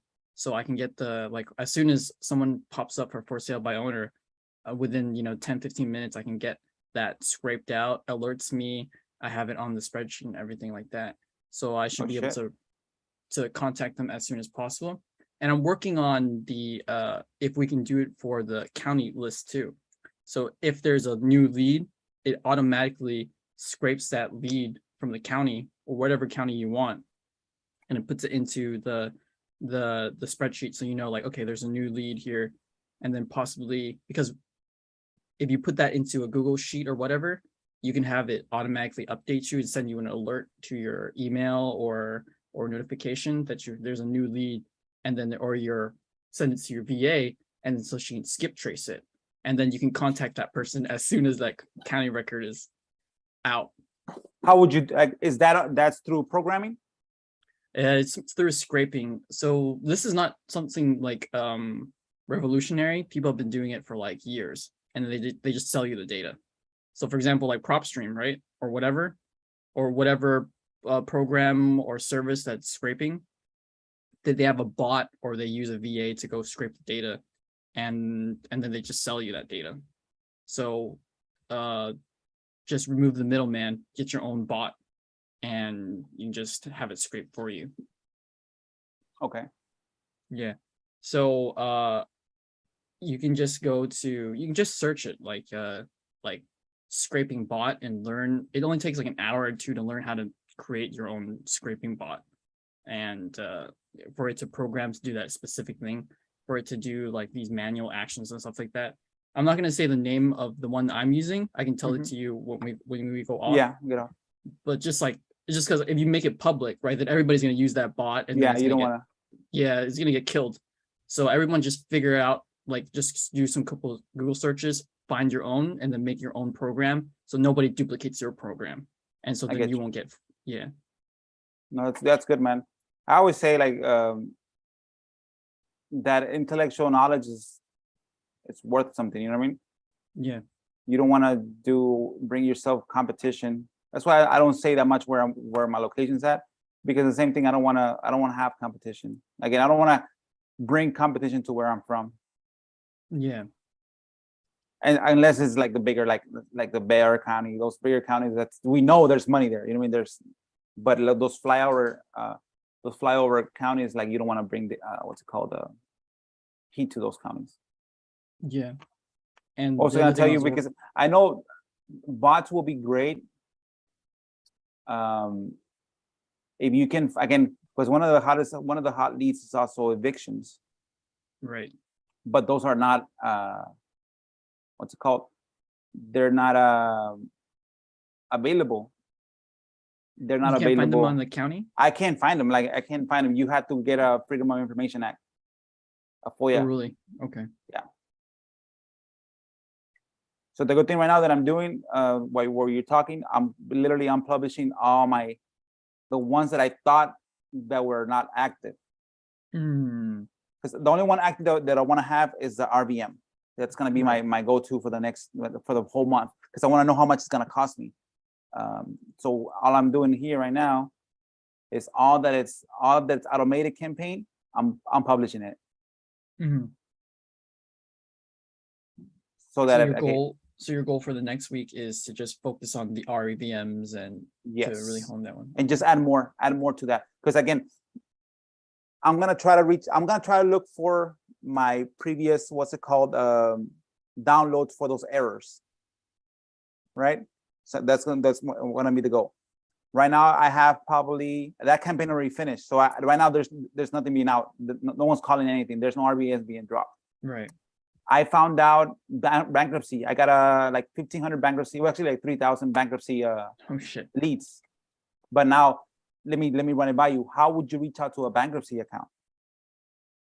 Reach out to the bankruptcy account? Like, how Yeah. would I? Because this is an account that the house went under bankrupt. Like the house is being protected through bankruptcy. Protected? Yeah. So basically, bankruptcy works like this. Let's say you have a house and you're gonna lose it, right? Because you haven't made the payments, right? If you file for bankruptcy, that means it's like an umbrella.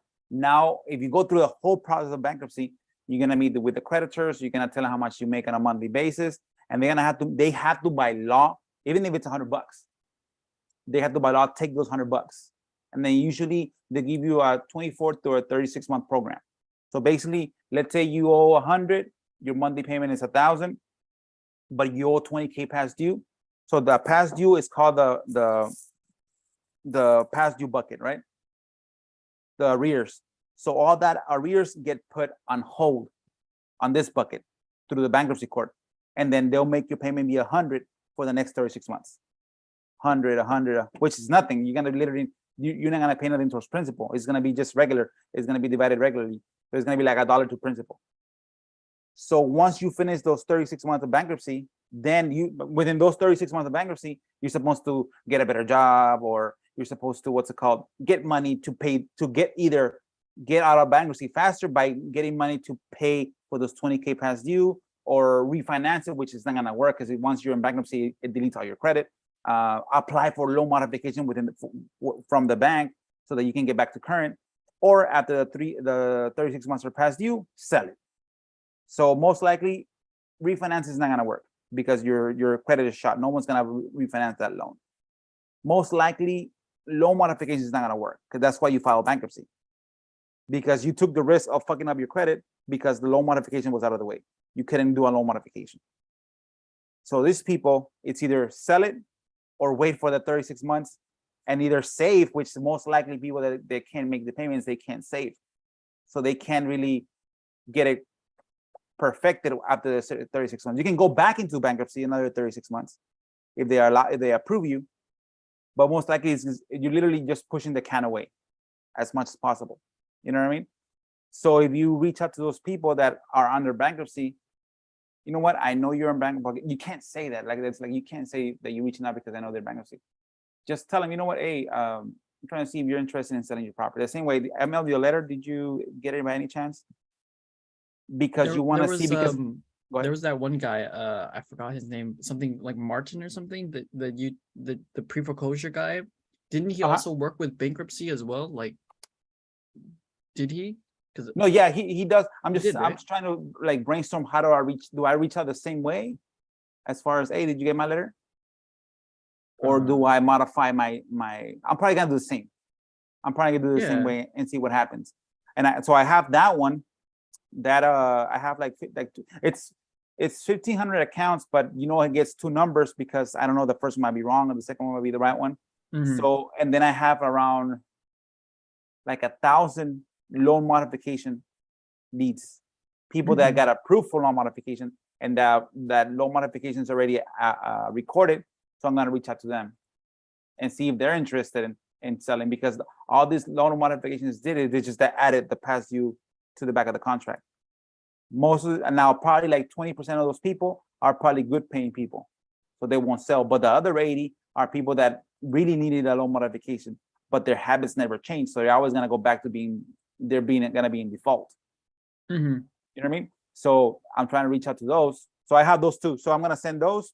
I'm gonna activate those 2 campaigns, the bankruptcy and the loan modification. So that's 1,000 on one, and then another probably like 3,000 on one, and then another like 3,000 on the other one.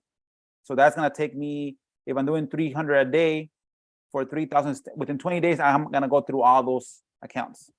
And those 20 days, in that meantime, while I'm getting those calls, I'm gonna try to get these numbers, this error code numbers for my previous accounts because I have another probably like 20,000 for my low credit, low income accounts that I already called and texted as well. But I'm gonna call them now and answer them in live. But I want to make sure that I can tag them as DND for text, right? So that I can only RVM, and I won't get charged for that. Because let me ask you this: if I put an account with 3 RVMs and 2 texts, right? And I'm flagging it as D&D for the text. It'll send the RVM out. It'll send the RVM out. It'll send the third RVM out. But when it comes to the text, it won't do anything, right? It's blocked. Or will it still charge me the D&D? It shouldn't, right? So you're putting the D&D after the third RVM? Or No. I'm putting so I have an account, right? Let's say account Main Street McAllen. We'll say Main Street Gonzalez, right? On the D&D, before you can only D&D the whole account. Now you can D specific channels. D&D calls, D&D emails, D&D text, and D&D some other ones. So I only want to D&D the text version. You know what I mean? So when I grab all these accounts from this channel, from this type of lead, and I put them in a RVM in a campaign that has 3 RVMs and 2 texts, the ones that are flagged as D&D for text, I don't want to get charged for the text, because basically it shouldn't allow to text because it's D&D. Yeah, it shouldn't allow them. Okay, so it shouldn't charge me either. Like the code itself, D&D doesn't charge you to have it flagged, right? Yeah, if it doesn't send, then you shouldn't get charged.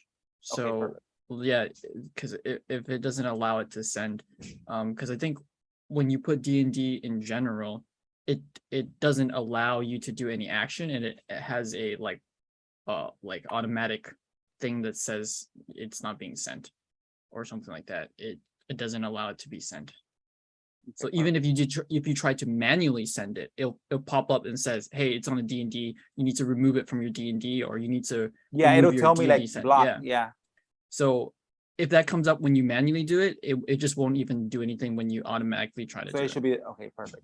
Yeah, and if it does do something, you'll learn about it really quick because you'll be checking on it every day or whatever. It's like, oh, what the heck is that? And then you just learn from it. But it shouldn't. Yeah. In theory, it shouldn't. So now I only have active the RVMs campaigns. Yeah, so I shouldn't have any text being going out, even though it was maybe I was scheduled before, but since it's the campaign itself is unpublished, it will stop, right? Yeah. What was the question again? Now that the campaign's paused or unpublished, whatever was scheduled is paused, right? Yeah, everything is good. Perfect. So again, I'm hoping that next week I shouldn't get any $22 worth of text. Yeah, I don't know why it's a lot of money. It's ridiculous. That's a lot of money. And last time that's like half your cost of 2 months ago, right? Yep, it's crazy. It's craziness. Let me show you the loan model. Let me see. Did you already skip trace the 1,500 to 3,000 bankruptcy and? Yeah, bankruptcies. I just need to upload it. So right now I have 1,348 loan modifications that I already haven't. I haven't even touched them. So I'm gonna put them in the RVN campaign.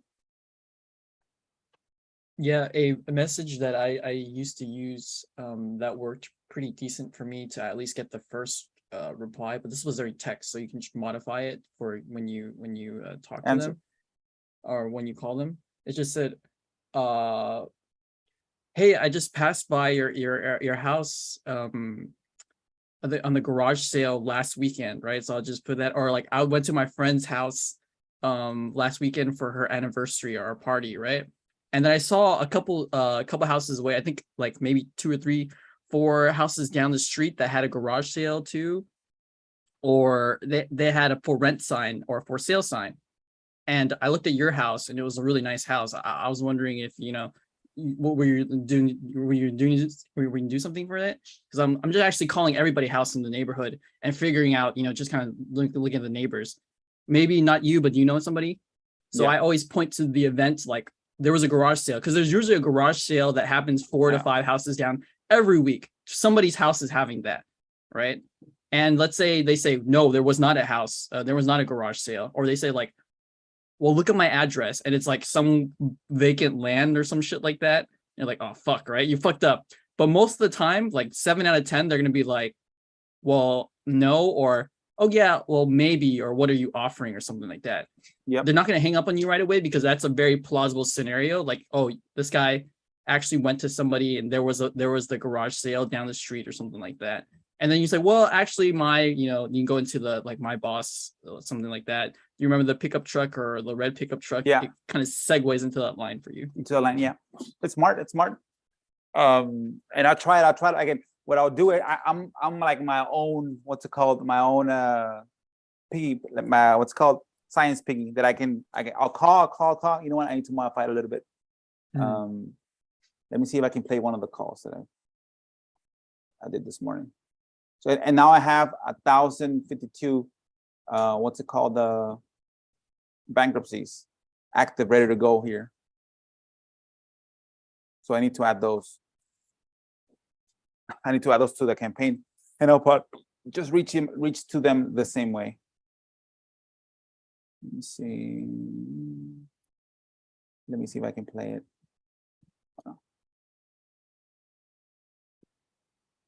Some people get really upset.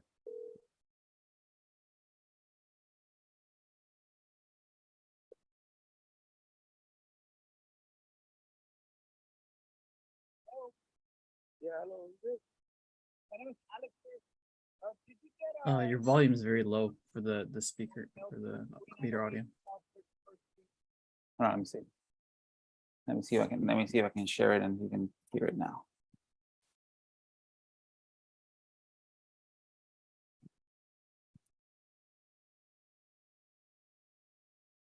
No, I don't live there. It's my dad's property there. Oh, okay. You hear it? We sent the letter to see if he was interested in selling it. That was mailed to. Oh, no, I don't. Hello. Yeah, hello, who's this? My name is Alex, sir. Did you get by any chance our letter that was mailed to 4908 South 31st Street? No, I don't live there. It's my dad's property there. Oh, okay. We sent the letter to see if he was interested in selling it, but I guess we have your number. Yeah. No, but I mean, I have to get with that with my dad, because I mean, he's. So you see, he gave me enough time for me to tell him what I was gonna tell him, and now he's gonna say he's gonna call his dad. But if you look at the early ones, like, man, people were getting upset. Let me see this one. 5 seconds, that didn't work.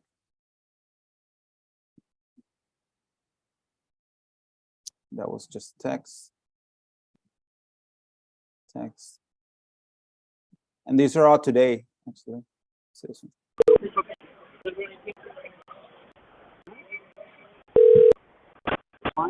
Hello. Yeah, hello. Who's calling? My name is Alex, sir. Did you get our letter there in the house on Redwood? Can you tell me again? Can you say again? So you see, that's a pattern interrupt. He's like, what? He's pausing, like he's thinking, like, well, I do live in Redwood. Can you tell me again? Watch. Hold on. I'm at work. Yeah, tell me again. We mailed you a letter to the house on Redwood in Edinburgh. Did you get it? I don't get it, nothing. What are you talking about, buddy? We wanted to see if you wanted to sell it. You see, so I'm already 37 seconds. Well, let's say 35 seconds into it. He already heard me that I wanted to see if you want to sell it. And watch. But at least he heard me. No. No. I don't know. You see that laughing part, like it helps you. He went from pissed off to like laughing. That's great. Yeah, you see that, and I reacted to it like, so that kind of like it breaks the ice. Watch. Where do you get that information, or who say that? That is my home. It's not your house? It's my house. So he said, okay, so it is your house. I guess. Okay. Yeah, it's my house. Okay. What is the problem? We just wanted to know if you wanted to sell it. That's it. We don't know if it's for sale. We just want to know. No, nothing about it, buddy. Nothing about it. Okay, thank you. I appreciate your help. Likewise. It's a pretty good call. So now this is going to be a follow-up for the next, in 5 months, I'll follow up with him. But you see, he asked you, how do you know if it was my house? And then you go, it's not your house? And he goes, it's my house. It is my house. Okay, then shut up. So you see that little pattern interrupt has helped me. Instead of saying, "Hey, is this your house?" Assuming that I'm already assuming that the letter was mailed. I just want to know if you got it. And these are only for today. Let's see. Hold on. Yeah, you see, the latest one is 18 hours late. And those are the ones that I answered live, and I haven't gone back to remove that, either add them to my Podio for future follow-ups or remove the reply that it was a bad number. But yeah, and again, these are the ones that are replies through Podio that I have there. But yeah, man, it's been going good as far as how I've been doing the calls. I'm telling you, like 30 to 40 calls a day. Right now, I don't have anything. Let me just, while you're here, let me first add the loan modification ones. So the loan mods, where are your loan mods? So Yeah, see, these are, if you see, these are all my lead sources. There's the one, the contracts are the, well, of course, the contract. Here, what's it called? The stacks where there's multiple accounts, right? The pre-foreclosures, the lien notices, the driving for dollars, the powers of attorney, the tax transfers, the hot replies, but the wills, the affidavits, probates, IRS, absentee, loan mods, new taxes, abstract judgments, tax delinquency, the C buyer accounts, the USPS vacant data accounts, my divorce accounts, my LCLI accounts, and my bankruptcy. And this one, the reason why I want to know, make sure that I have remove those tags, because this is a lot. I have 27,000 leads in this one that I need to, and I think the filters. Quick question, because I've heard a lot, and I just want to take your perspective on this. Like, you know, with Zillow, like, you know, a couple of years ago or even a couple of months ago, like where they couldn't buy, they just like sold off most of their inventory, right? And there's some other ones like, you know, competitors of Zillow and stuff like that. And I noticed that they buy it in a trust. Like, so they actually don't actually buy the house or something, because it's like, when I call up the owner, because it's like a for sale by owner thing, because they'll try to, you know, lowball the seller, and then they'll try to, you know, they'll send somebody over, and then they'll give them this estimate like way above asking price, and then they'll send somebody over, and then they'll buy it like way under asking price. That's a strategy, and they'll put it in a trust or something like that. But I'm wondering, because now that I think they're backing out of all these contracts that they made with the seller, if that would be something that you would go like target, source? like, yeah, like that would be a very niche lead source. What? I didn't even know that they, again, now remember, when somebody puts a property in a trust, that means it's already been a transfer.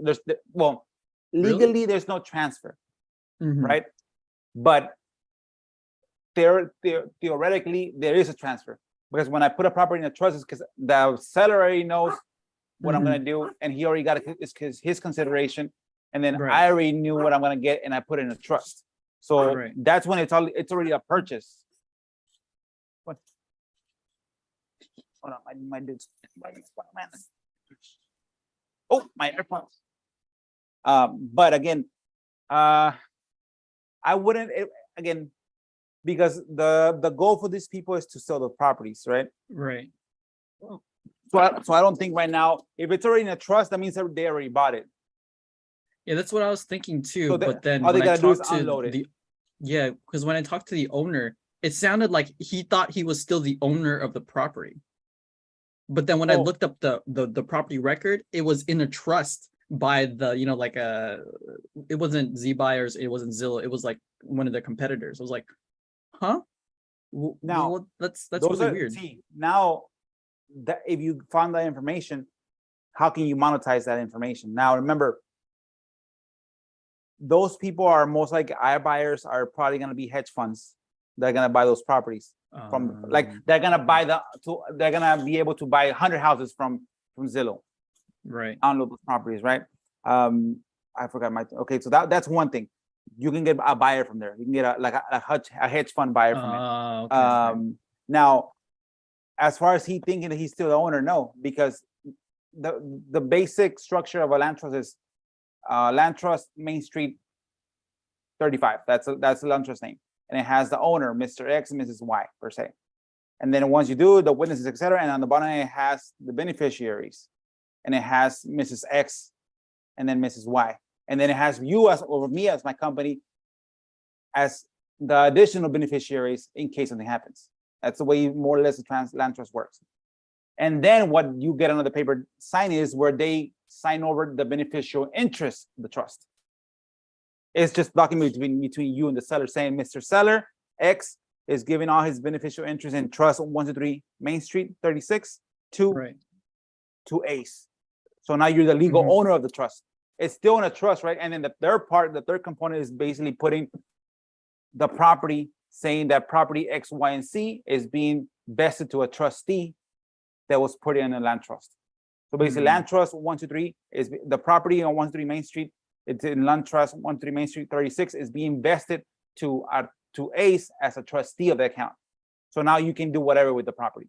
Legally, you're just a trustee. You have no rights to the property, but behind the back doors, you have the land trust and you have the beneficiary interest of the land trust where they send it over to you. So you're legally the owner. That's the way, like for this property, the one that I was telling you with the seller that doesn't want to be exposed to the MERS, you buy like that.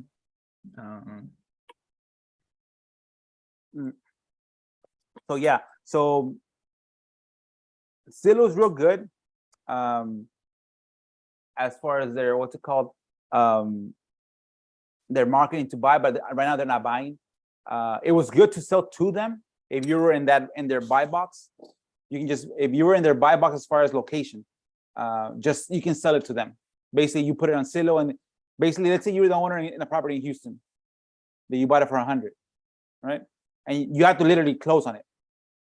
Or let's say you didn't close on it, but you give the seller their equity. Let's say the property was worth 100, the mortgage was 30, and then you negotiated 60K purchase, right? So you owe the seller 30K.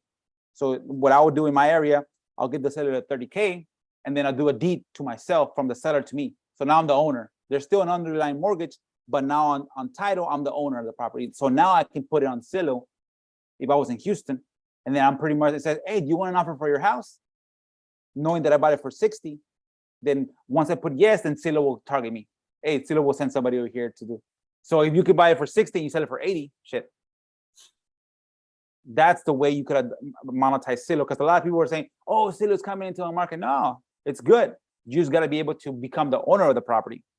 Now, by doing sub 2 on mortgage, against it only works on mortgages, and really good sub 2 deals where the seller owner finances you the property and allows you to vest the property over to you with the promissory note on the bottom. Because I guess that's also a good strategy. You can just do any way where like a sub 2 or owner financing, you can just give them like, hey, you know what? I'll give you all your money. I'll give you, you want 60K, I'll give you 65K. You just wait 3 months. And then you just go to Zillow, right? You just take the property. Here, here, you know what? You wait 3 months, I'll give you 65K. Then you just like get title, go sell it to Zillow for 80K. You make your 15, he gets to 65, he just has to wait 3 months. And that's you just have to pay transfer. Yep, that's how kind of the novation works. Yeah. But except that you don't pay the seller anything. You negotiate, you don't want me to seller, I can do 80 on this property. No. And I know you want 90. There's only way I can do the 90 is basically if I do the remodels and repairs of this property, we'll make a contract for 90, but you gotta allow me to put it in front of my buyers. I have a list of 1,000 buyers. And then the buyers me and the buyers and the bank will coordinate to be able to have that buyer qualify to buy this property. And as soon as that property gets exposed to inspections, we'll do all the inspections. You still get your 90, but you got to be able to allow me to go through the process. That's basically the novation process. Can you talk about that a little bit more, because that word is kind of like weird, right? A lot of people don't really understand novations all that much. So basically, the word is basically you substitute. Let's say you're the seller A and I'm the buyer B, right? So let's say you want to sell me your house for 100, right? I know it's worth probably 180. Well, let's say it's worth 150 per se, right? And for me to buy it at the right price, I had to buy, let's say, let me refigure my numbers. The property is worth 100, right? already at its current condition as is. If it passes inspection, it's worth 100, right? You need to buy it as an investor to make 15. You have to buy it at 60, right? So like, fuck. And then now the seller doesn't want to sell it to you at 60. He wants to sell it to you at 70. You're like, well, I can't do 70. There goes my profit, because if I buy it for 70, if I buy it for 70K out, if I put 70K out, if I only make 5K, it doesn't make sense. So, you know what? Let's do this. I can pay you the 70, but I got to run it with my partner to see if it qualifies. If you allow me to fix it. So basically what we're going to do is we're going to put a contract for 70. You're going to get your 70 as is, no repairs, no cost of commission, no closing costs to you. And I'm going to take that property as it is, and I'm going to put it in front of my buyers with the MLS. My buyers, once I get a buyer, I have to do a couple of walkthroughs. Once I get to my buyers, I'll talk to my bank A that's going to finance my buyer B. Once my bank and my buyers are approved for, let's say, 130 per se. No, let's say 100, because it's worth 100. For 100, the house is going to get exposed to repairs. Inspectors are going to come here. So I need you to allow them in here. So once the inspectors comes in, those repairs are not going to be up to you. They're going to be from my part. So my profit is going to come from the buyer, not from you. You're still getting your 70K. It's just a little longer process, but you don't have to deal with commissions. You don't have to deal with closing costs. You don't have to deal with repairs. You don't have to deal with inspections. And you put it as this: I'm gonna pay for the appraisal. That's $300, $500 in some areas. $500 for the appraisal. I'm gonna pay for the inspection, which is $300. I'm gonna pay for the inspection repairs. I'm gonna pay for the for the paperwork. I'm gonna pay for the closing costs. I'm gonna pay for the commission, and then I'll get my profit. And they're like, say, and one of the biggest questions is like, well, but let's say we do sell it for 100, and after all said and done, let's say you only waste 15K, so you're 85, so you're making 15K on the 70. Like, yeah, that's my profit. But what was the reverse? You had to pay for the closing, you had to pay for the repairs, you had to pay for the inspections, you had to pay for the appraisals. Based on what you're telling me, you don't. I wish, if you don't want to go through that, I'll buy it at 60, hoping the inspection report is not that bad. But if you want your 70, I can give you your 70, and I'll get my profit from the buyer. But I have to go through all this process. The biggest process here, the biggest cost and the biggest variable, Mr. X, is how bad the inspection report comes back. You're like, well, my property is pretty clean. I'm like, Mr. X, let's be honest with ourselves. An inspector is like an auditor. If you hire me to be an inspector, I gotta find something bad with this house. Because if I get 10 properties inspected for a bank from Wells Fargo and I say they're all good, they're not gonna hire me. I need to find something bad with the property.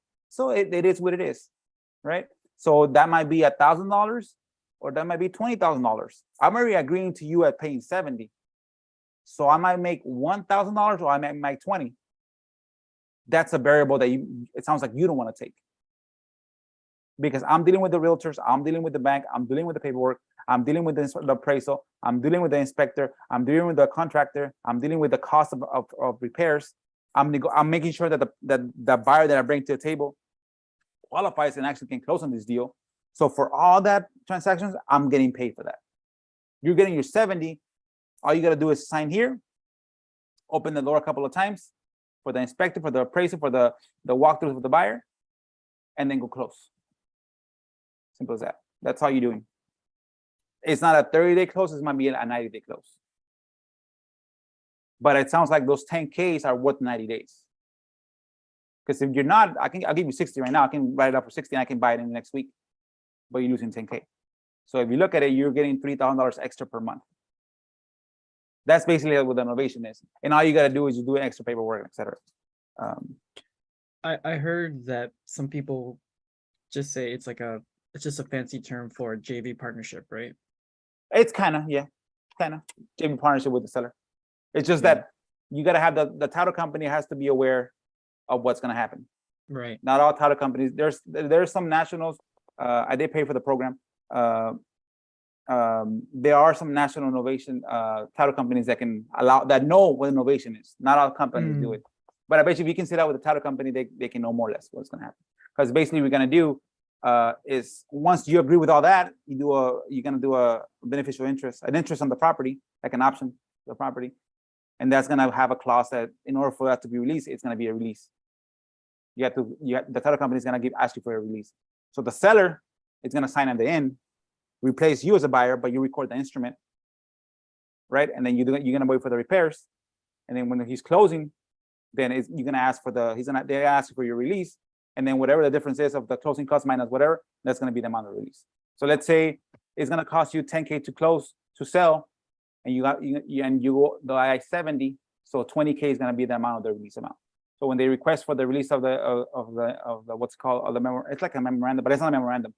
The release of the document, you're gonna ask them for a 20K release. And that's how you get paid on the novation.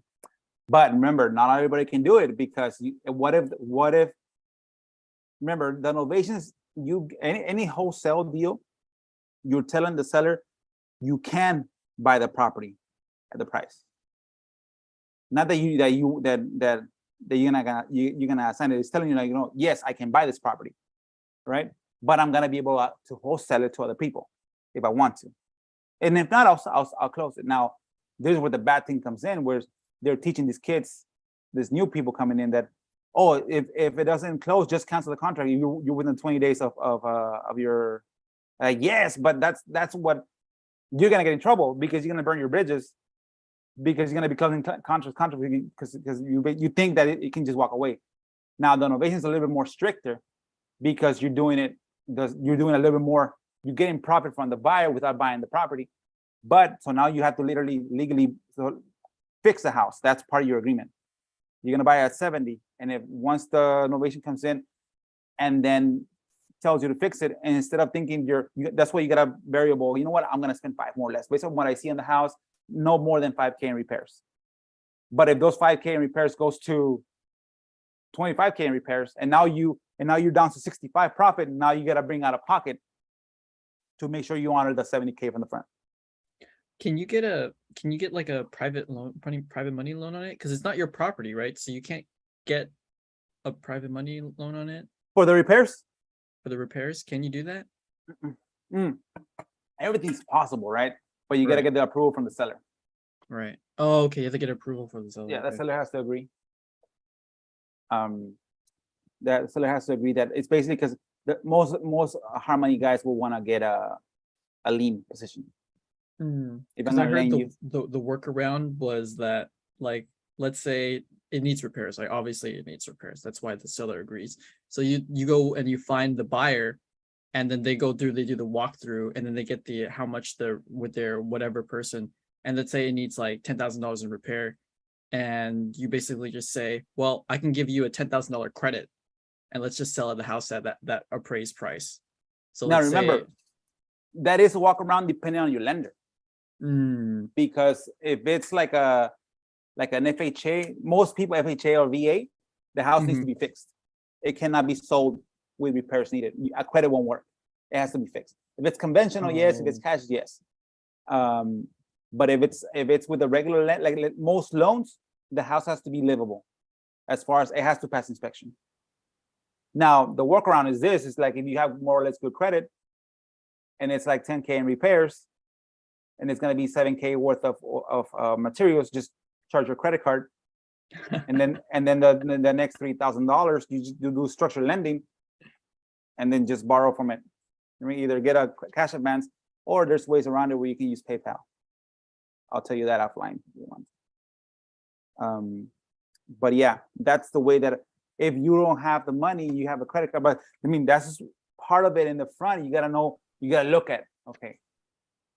When you do your inspections, you see, okay, that's gonna miss, like, again, burglar bars are gonna have to get removed. Like if there's burglar bars there. Foundation has gonna have to get fixed if there's a messed up foundation. So you don't even get into innovations when you see those major issues. If the roof is leaking, that's ain't gonna pass inspections. You have to get a new roof. Sometimes if if it works out, you might just have to get like a new refrigerator, or a new, if it's like a VA loan, or a fridge and a stove. What, $1,000 each? That's $2K. You can't give a credit for that. You have to literally buy it. You get a credit back when you do your lien, right? It'll be there in the lien. And you say, Mr. X, well, it looks like I'm getting 20, but I spent 1,000 on the range, another 1,000 on the fridge. I spent $500 on the grass, and I spent $2,000 on the labor. So I'm literally getting 8, but it looks 20, but it's actually 8. So, but again, you got to be able to. It's all about communication with the seller. You have to be 100% transparent with the seller, because if you're not transparent with the seller, and you see and there's a release for 40K, and he's like, wait a second, I'm giving you 40K, he might not sign on the deal. You're gonna have to sue him. So you have to be able to have they have to be real transparent with you. Yeah, that's what I heard. The downside was like, even if you have the lien recorded, like, so what? Like, it's possible that a judge would be like, you weren't even gonna close it and like buy it yourself. Yeah. Like you were just trying to make a profit. Yeah. Yeah, and that's why you have to have the capacity to buy it. Because when it gets to that point where you're in front of a judge because you already put 10K in the property to fix it, and you want to get a mechanics lien, or you want to sue him for a specific performance, the judge has to, okay, show me where you could have bought this property. Show me a bank statement, or show me your hard money guy that was going to approve you for this loan. So the capacity has to be there.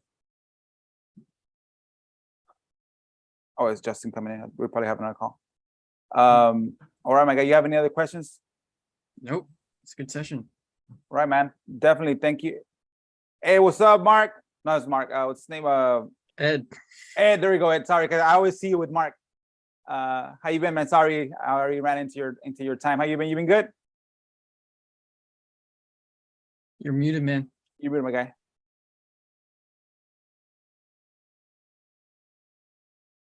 You're on mute.